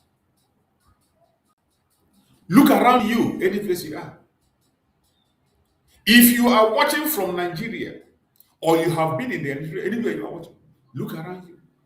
Roads remain in poor condition in many places in the country of Nigeria. Electricity challenges continue for decades. Youth unemployment affecting ordinary citizens. Security continues across different regions. Insecurity continues increasing every blessed day. If we go to their news today, you cannot read 2 or 3 news without. You cannot go through Nigerian news without seeing kidnap or terrorist attack every single day. Not 1, not 2, not 3. And public frustration keeps increasing. Now, when citizens consistently see this problem without meaningful improvement, they begin to lose trust in leadership. And that distrust becomes even deeper when certain regions believe they are being excluded from opportunities and development, like the way we feel with the Biafrans. So in all this that has happened, everyone is experiencing it, but the case of Biafra is a special case. Our own case is so special because the contract, the Nigeria, their authority is the Biafrans. Nigeria and their owner know that the only people that can challenge their authority is you and I, the Biafra people.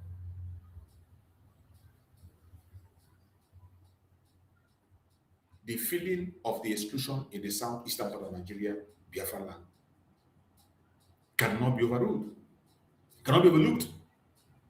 Now, let us talk especially about the Southeast and the concern many Igbo Biafrans continue to raise. The southeastern part of Nigeria, more especially the Igbo part. For many years, political commentators, community leaders, activists, and ordinary citizens from the Southeast have argued that the region suffers from inadequate federal presence and insufficient inclusion in key areas of governance and infrastructure development. And this is not just a claim. It is not just a claim, it is a fact. This is a fact. It is not that maybe the people in the South are making a claim. It is since after the Civil War, it has become much more pronounced and worse than you can ever imagine. And there is no plan to address it. There is no plan for the Nigerian government to address it. These things are not just a mere accusation. These are facts. Facts. These are facts.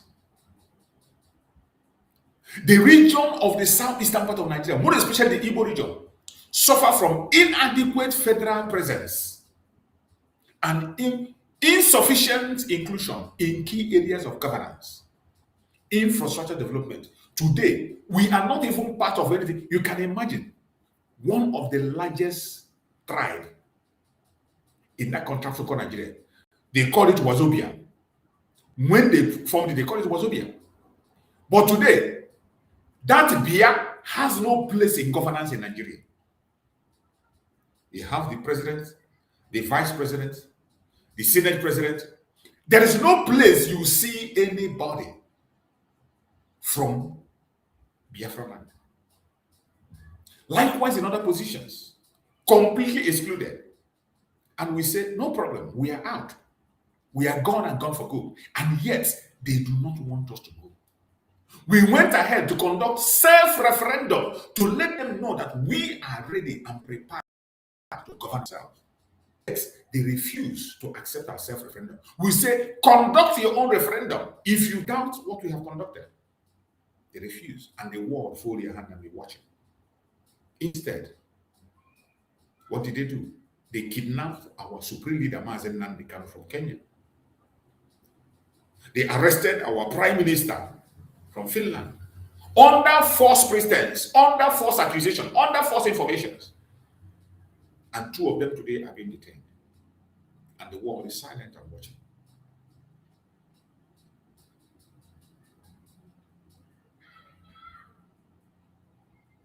Some of the concern often raised that we always talk about. Some of the concern that we are talking about on a daily basis that is making them to attack us, to go after our leaders, is poor road infrastructure, limited federal projects compared to other regions, perceived underrepresentation in security and political appointments, economic neglect, limited industrial investment, insecurity challenges affecting businesses and daily life. These are what Nnamdi Kanu and Mazi Samuel was complaining of on a daily basis. They didn't just wake up and begin to talk about division. They didn't just wake up and talk about moving out of Nigeria. They didn't just come out and begin to preach self-determination. These things have been there, and nobody is addressing these issues. And when they spoke up, what did they do? They kidnapped them.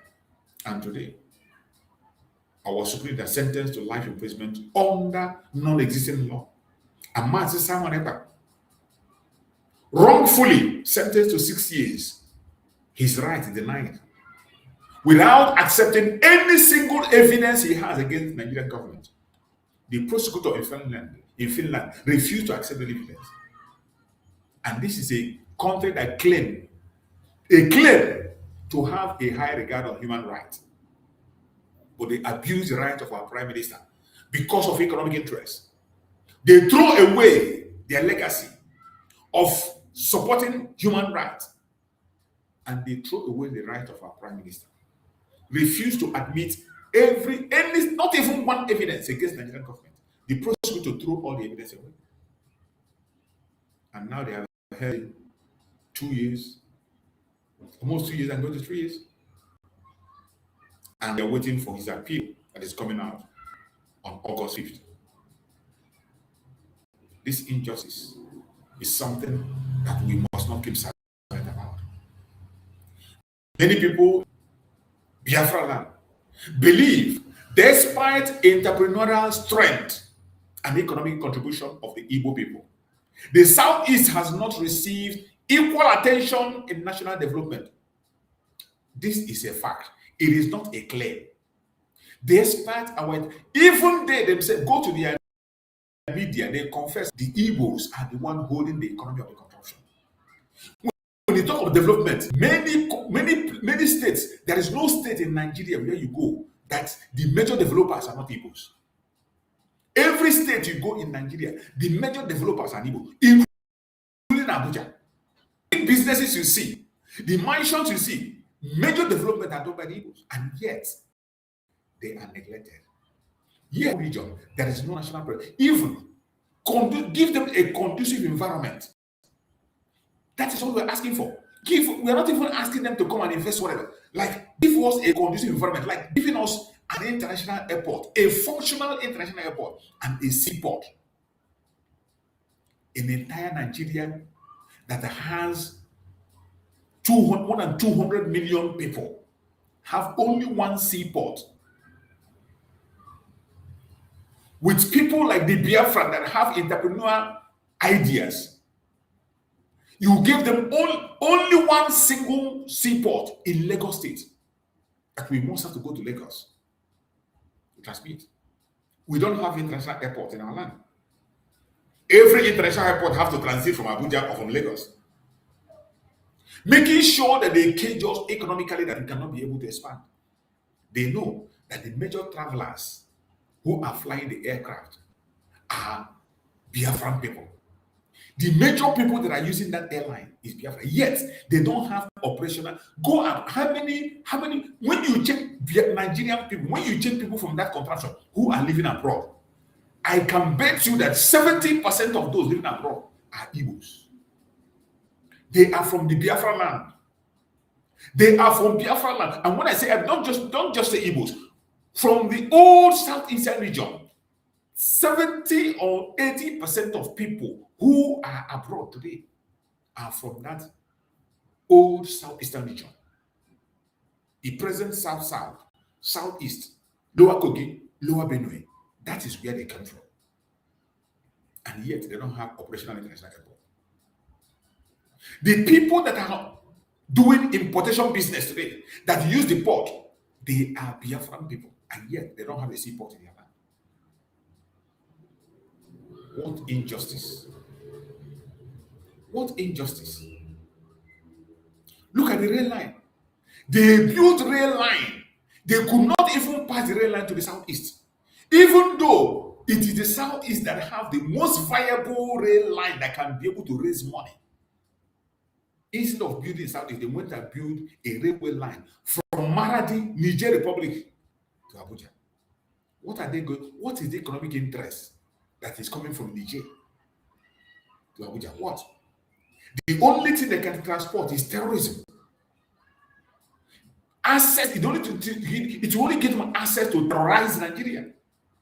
But the economic viable route, they refuse to put rail line in the economic viable route. This is a country who, because they don't want us to succeed, they want everybody to be down. In the process of chasing Biafrans to stop them, they stop themselves. And I bet you, like we say in our proverb,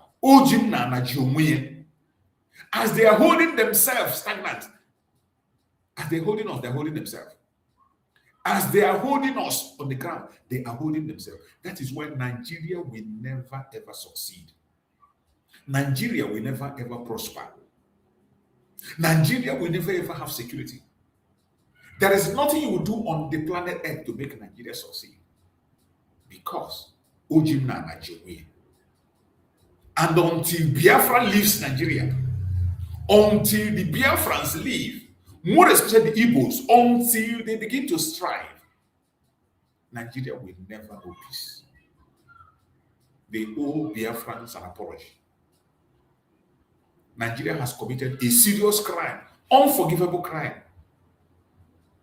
against the Biafrans.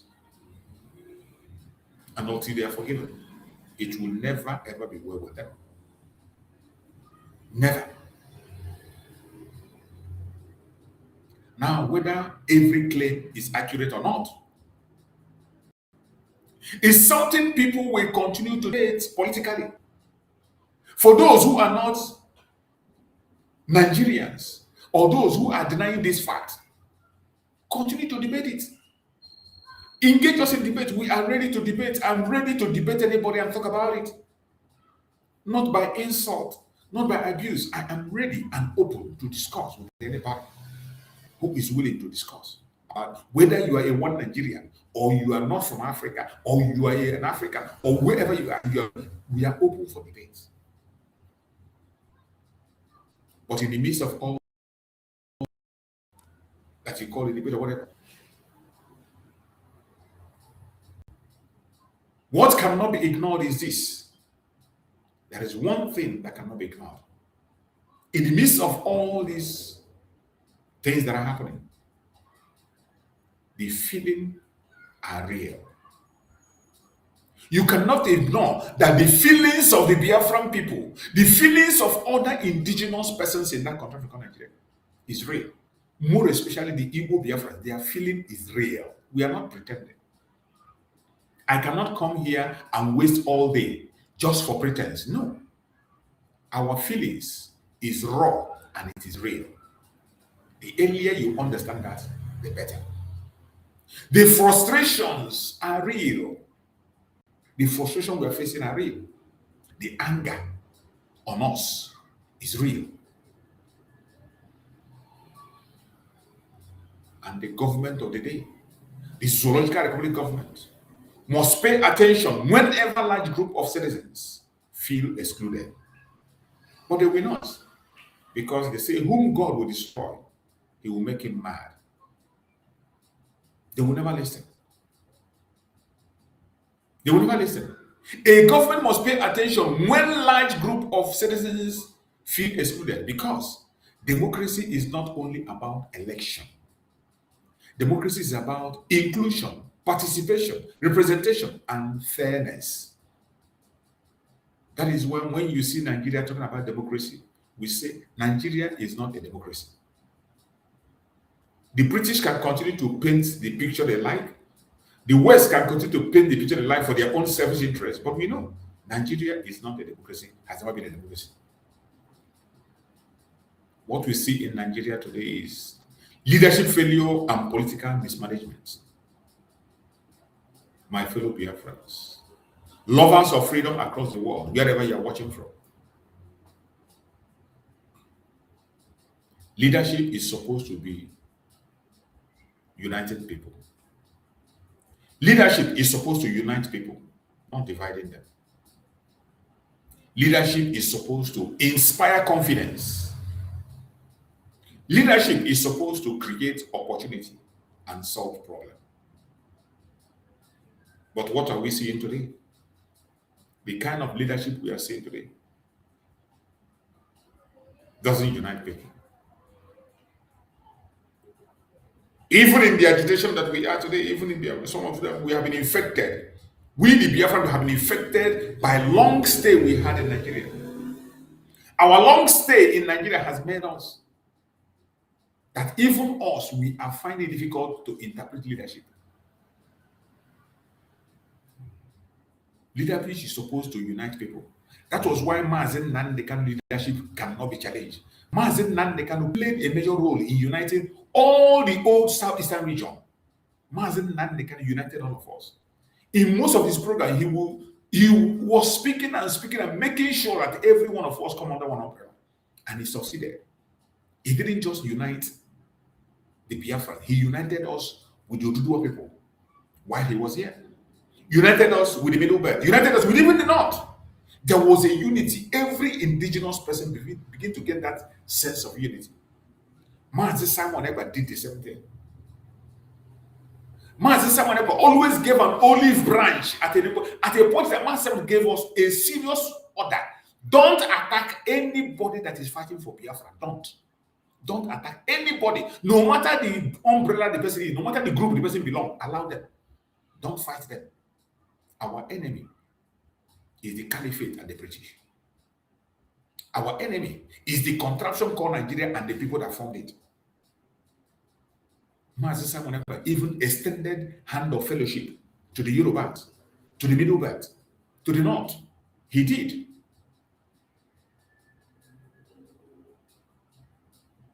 But unfortunately, we have lost it this time around.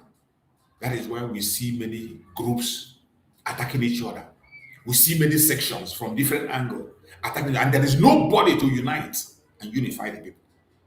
There is nobody that have that capacity, that capability to unite people, to make that sacrifice and say, just like Goodluck did and said, that his presidency does not want the life of anybody. There was nobody that was able to do that. Everybody was busy imposing themselves on Biafran people. Everybody was busy looking for position. Everybody was busy looking for praises. Everybody was busy looking for title. And instead of them to unite with you, they would like to push you away so that they will be the ultimate. Leadership is supposed to inspire confidence. But today, where do you see the confidence in Nigeria? How can you have confidence on a drug baron? How can you have confidence on a drug baron? How? Leadership is supposed to create opportunity and solve problems. Today, the problem have increased. Insecurity in Nigeria, instead of being solved, it is increasing. Even they are becoming more bold. The terrorists have become more bolder. In a situation where they will kidnap somebody and the next day the person will pay ransom and come out and they will call the person and kidnap him again. The terrorists attack the people, and when the people are conducting burial, they will come back and attack again. That is how bad it is. That is how bad it is. But one of the major criticisms many Nigerians have today is that politics has become more about personal interests. Yes. Politics in Nigeria has become more about personal interests, power retention. They just want to retain power. And political survival than about genuine nation building. I don't blame them. There is no nation. There is no nation. So why would they even think about nation building when they know there is no nation? That is why I say most of these politicians know this is we know. They know what we know. But because they are of their own selfish and personal interest, they don't want to talk about it. They know there is no nation. They know that Nigeria is not a country. I played a video here. What Ahmadu Bello said. Few months after the declaration, after the independence, Ahmadu Bello made a statement. After the independence, immediately after the independence, Ahmadu Bello made a statement which I played here. And he said that Nigeria is the estate of their father, must be treated as the estate of, should be the estate of their father, Ottoman Danfodio. That Nigeria must be seen as the estate of their father, Ottoman Danfodio. And he told his people never allow power to go to the south, to anybody except them. So even these people that call themselves politicians, they know this truth. They know that Nigeria is a nation. But instead of pursuing a referendum for people to go their separate ways and build a nation that they can be able to defend and be proud of, They choose to deceive themselves. They choose to believe lies. They choose to believe propaganda. They choose to continue to listen to nonsense and idiocy.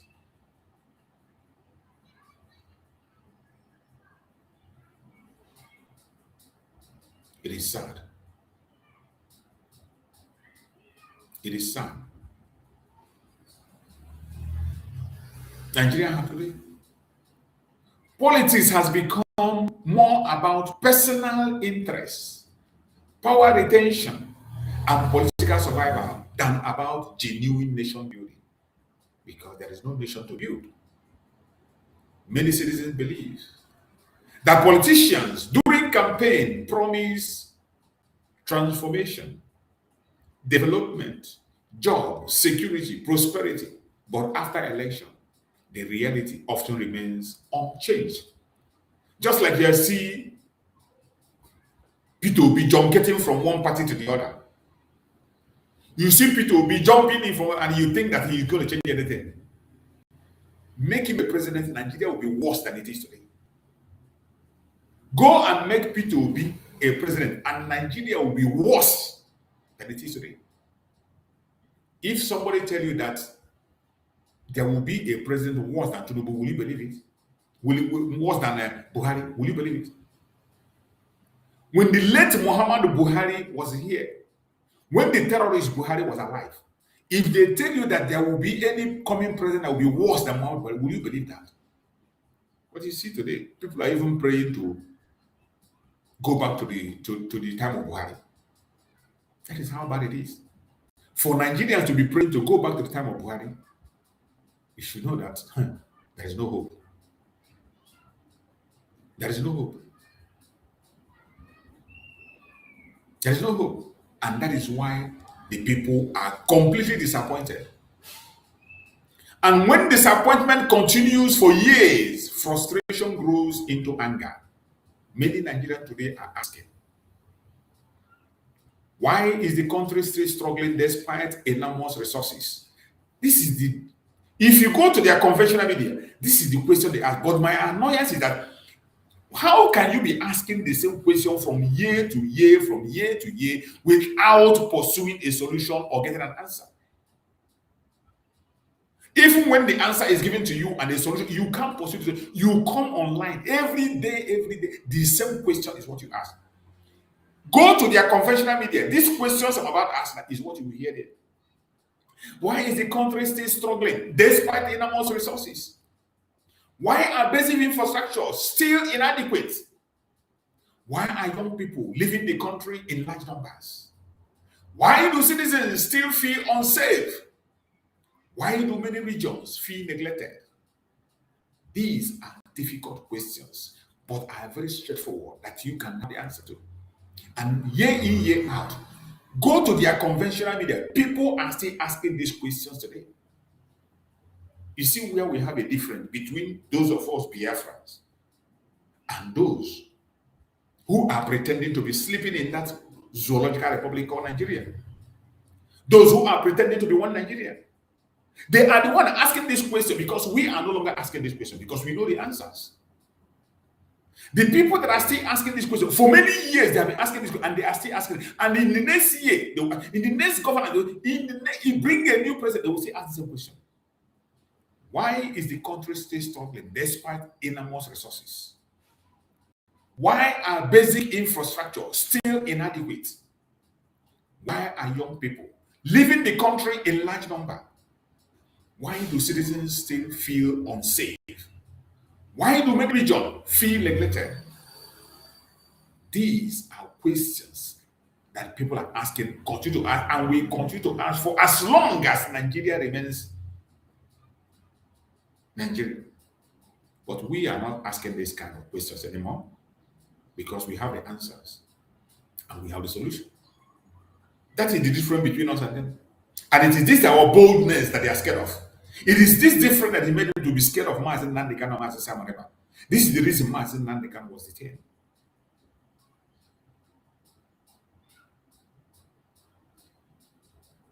Leadership must be willing to answer the people honestly, but they will not. They will not. The only leadership that have answered this question is Mazi Nnamdi Kanu and Mazi Simon Ekpa, and the owners of Nigeria are mad at them. That is why the owners of Nigeria incarcerated them, because they responded to this very question and gave the right answer. Wherever you are on the planet Earth, and you find yourself in that contraption called Nigeria, nothing will save you.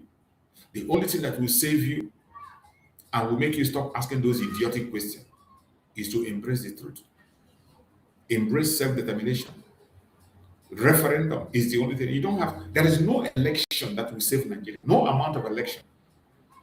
The only thing voting that will save Nigeria is voting for referendum.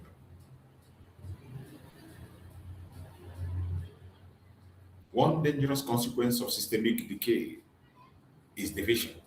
And as it stands today, that is the only solution in the Zoological Republic. When citizens begin to lose faith in national institutions, they start identifying more strongly with ethnic, regional, and separatist movements. That is the situation of Nigeria. No genuine person today identifying himself as a Nigerian. No genuine concerned indigenous person identifying with that Zoological Republic. Everybody identifying with their group, with their ethnic group, with their region, to save themselves, to secure themselves, including most of them that preach one Nigeria. You could have seen some of them who come and tell you create a security group, create this one. All these creations are not because nobody trusts the Zoological Republic government.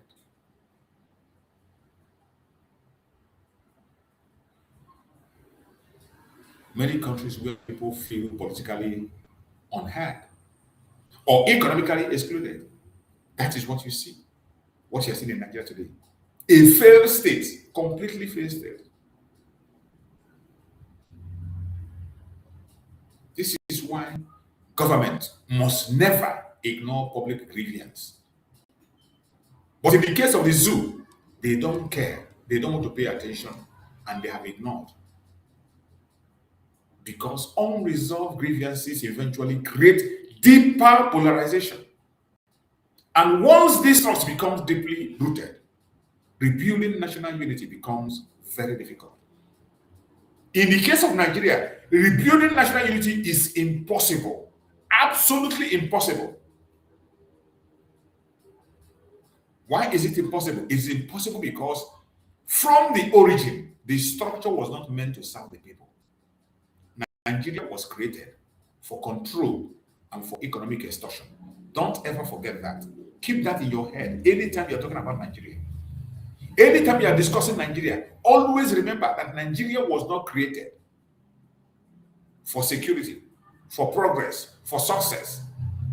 It was created for control, for economic interest for the West. They preach it, to be precise. Today, the only dialogue that is going to work in Nigeria is a referendum for people to go their separate ways. Fairness matters. And how do you judge fairness? Fairness. When is Nigeria going to try to be fair? When? Equal opportunity matters. Fairness matters. But you can't find this in Nigeria. That is why I say Nigeria is irredeemable.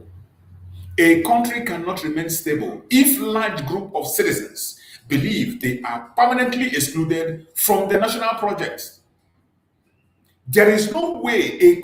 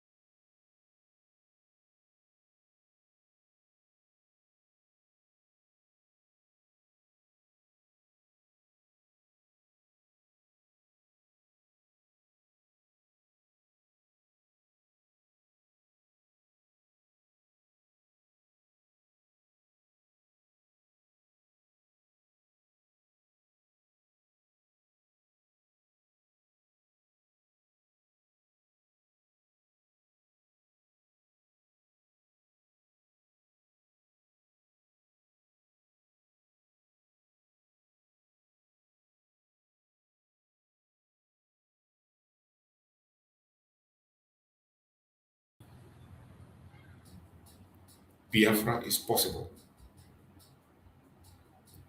I say Biafra is possible. No matter what you hear, no matter what you see, I am telling you that Biafra is possible. We can never allow the enemies to take us out. We can never allow the enemies to give us a name that is not ours. We must continue to speak the truth and nothing but the truth. We must continue to preach the gospel. We must continue to say it the way it is.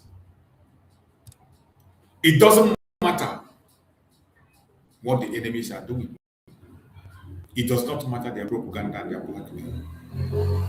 No matter how difficult it is, we must continue to preach this message. And our voice must, I say our voice must be heard. My beloved brothers and sisters, I know we are having so many challenges on our network. We are still trying to work on so many things to make sure we can be able to overcome the challenges that is coming for us in all corners, in all sections. But as those challenges come, we will continue to defeat them. We will continue to do what we are supposed to do, and we will continue our voice is heard. So wherever you are watching, my beloved brothers and sisters, don't you ever give up. Don't you ever give up. No matter how difficult it is, no matter how bad it is, no matter the obstacle, the temptation, the trials, I urge you to stay forward. Stay put. Stay put. We are facing huge challenges. Huge challenges. But you and I, the youth, we have a role to play. Now, let us talk about the youth. Young people across Nigeria, including the Biafrans, today are facing enormous pressure. Many graduates cannot find jobs. Businesses are struggling. The cost of living keeps rising, and many youths feel uncertain about their future. These frustrations have created increasing political consciousness among young people. More youths are now questioning leadership. More youths are demanding accountability. More youths are speaking openly about governance failure. And this is important in a democracy. We must speak. Citizens should always be able to peacefully demand their governance. But at the same time, activism must remain peaceful, responsible, constructive, because sustainable change comes through civic participation, dialogue, policy engagement, institution building, and democratic processes. That is why I urge you, wherever you're watching from, to please stay focused. We have a huge assignment before us. We have a huge assignment before us as Biafrans. So wherever you are, you must remain focused. Don't allow yourself to be carried away. The question now we are asking, can Nigeria move forward? That's the big question. The big question becomes, can Nigeria overcome the division and frustration? That is the question. And of course, I have my answers. The answer depends on leadership and national security. National sincerity, not security, my brother. But as you know, the insincerity of the government answers it a lot. The problem of Nigeria didn't start today. It didn't start yesterday. So when I ask this question, the answer is already there for those who are paying attention. Can Nigeria overcome this division and frustration that we're seeing today? The answer is no, they cannot. But at the same time, the answer depends on the leadership and national sincerity, which you and I already know what their own outcome is. That is why I answer it boldly and say, no, they can't overcome it. A country moves forward when citizens feel represented, Are you represented in that contraption? No, we Biafrans are never represented.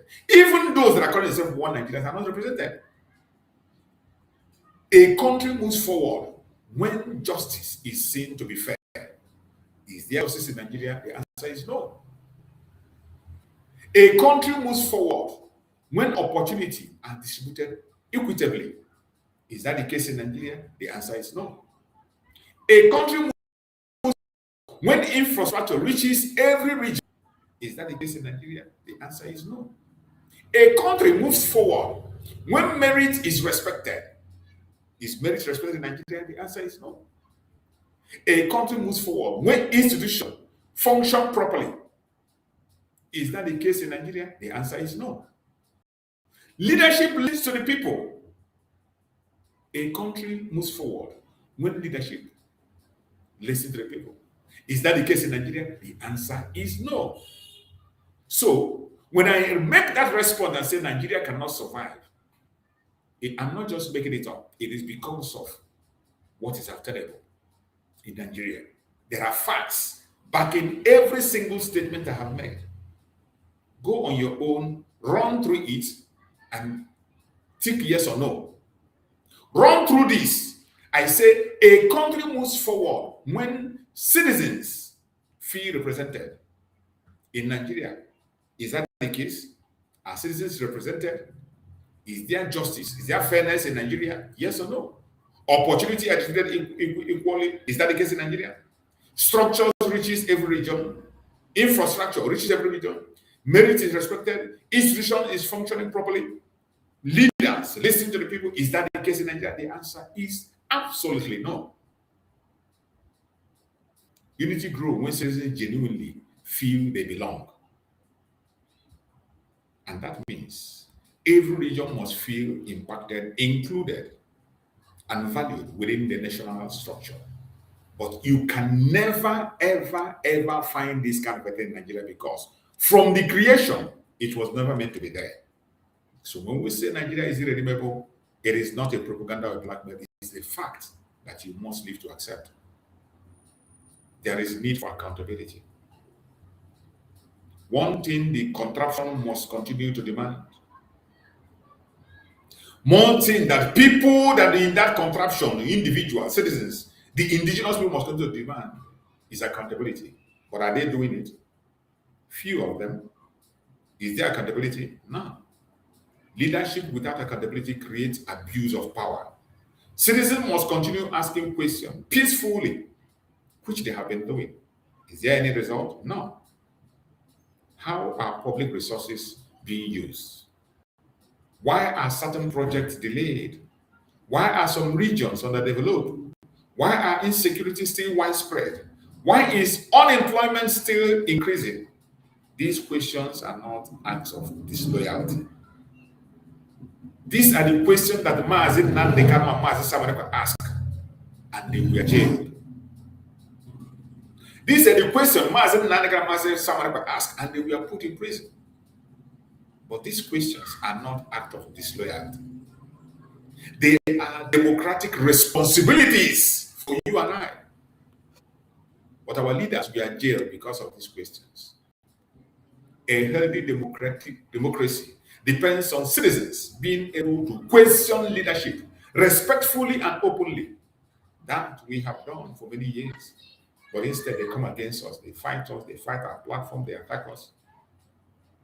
It is sad. I have a message for the political leaders. A political leader across Nigeria. This is the message many citizens want you to hear. People are tired of empty promises. People are tired of political propaganda. People are tired of corruption scandal. People are tired of insecurity. People are tired of underdevelopment. People are tired of feeling abandoned. The people want action. The people want fairness. The people want infrastructure.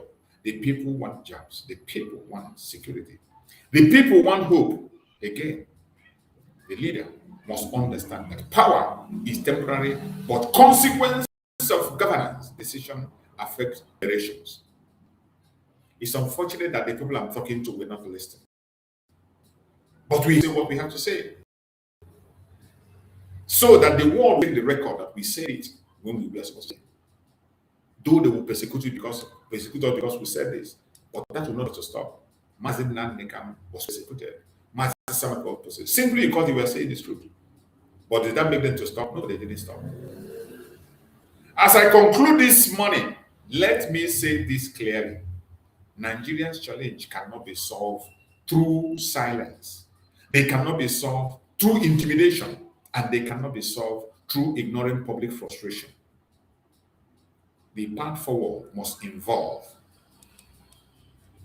honest dialogue, inclusive governance, equal development, accountability, justice, and justice, respect for democratic rights, the leadership that prioritizes citizens over politics.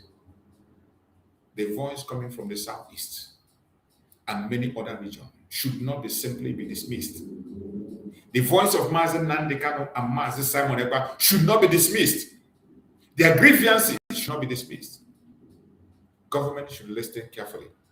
Whenever citizens consistently express feelings of exclusion and frustration, because sustainable peace is built on fairness, and fairness. Sustainable unity is built on justice, and justice. And sustainable democracy is built on trust between leaders and the people. I appreciate every single one of you that have been with us on this program. Thank you so much for watching this morning program. Found the discussion valuable? Please like and share this program to all platforms. Subscribe if you have not done so. Leave your respectful opinion in the comment section. Don't keep this message to yourself. We are speaking to the world, and the world must hear us, wherever you are watching from. I appreciate and thank you for being part of this program.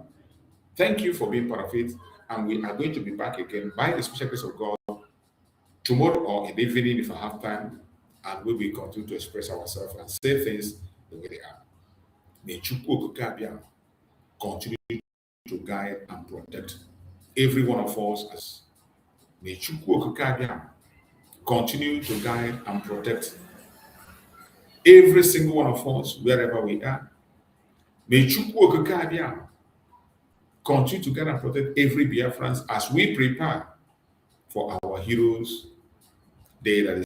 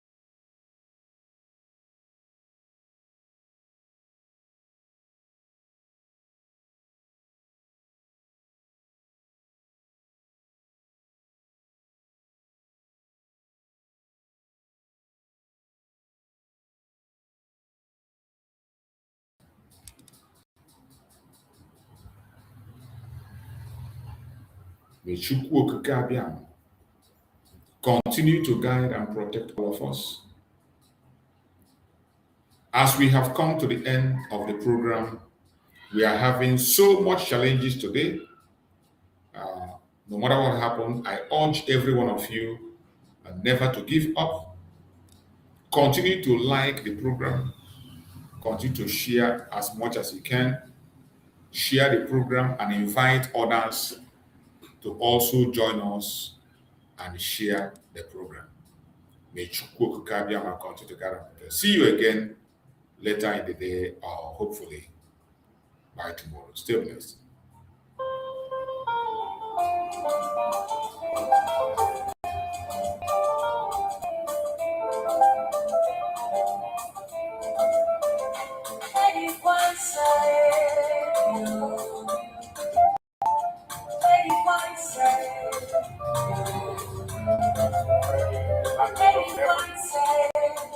very modest language of the face of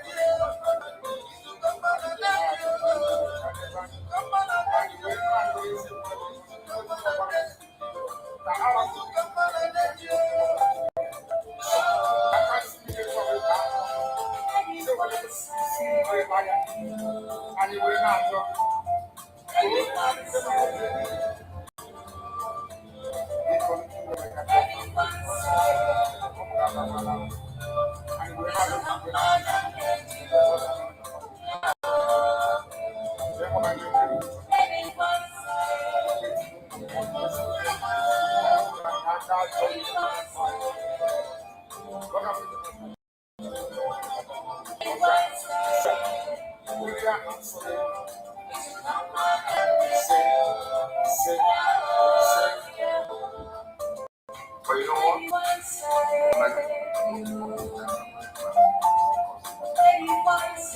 No, I am the solution, and the only way they can get to you is by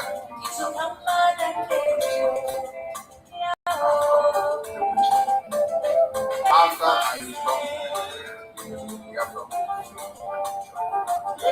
Biafra will know the importance of freedom. If I thank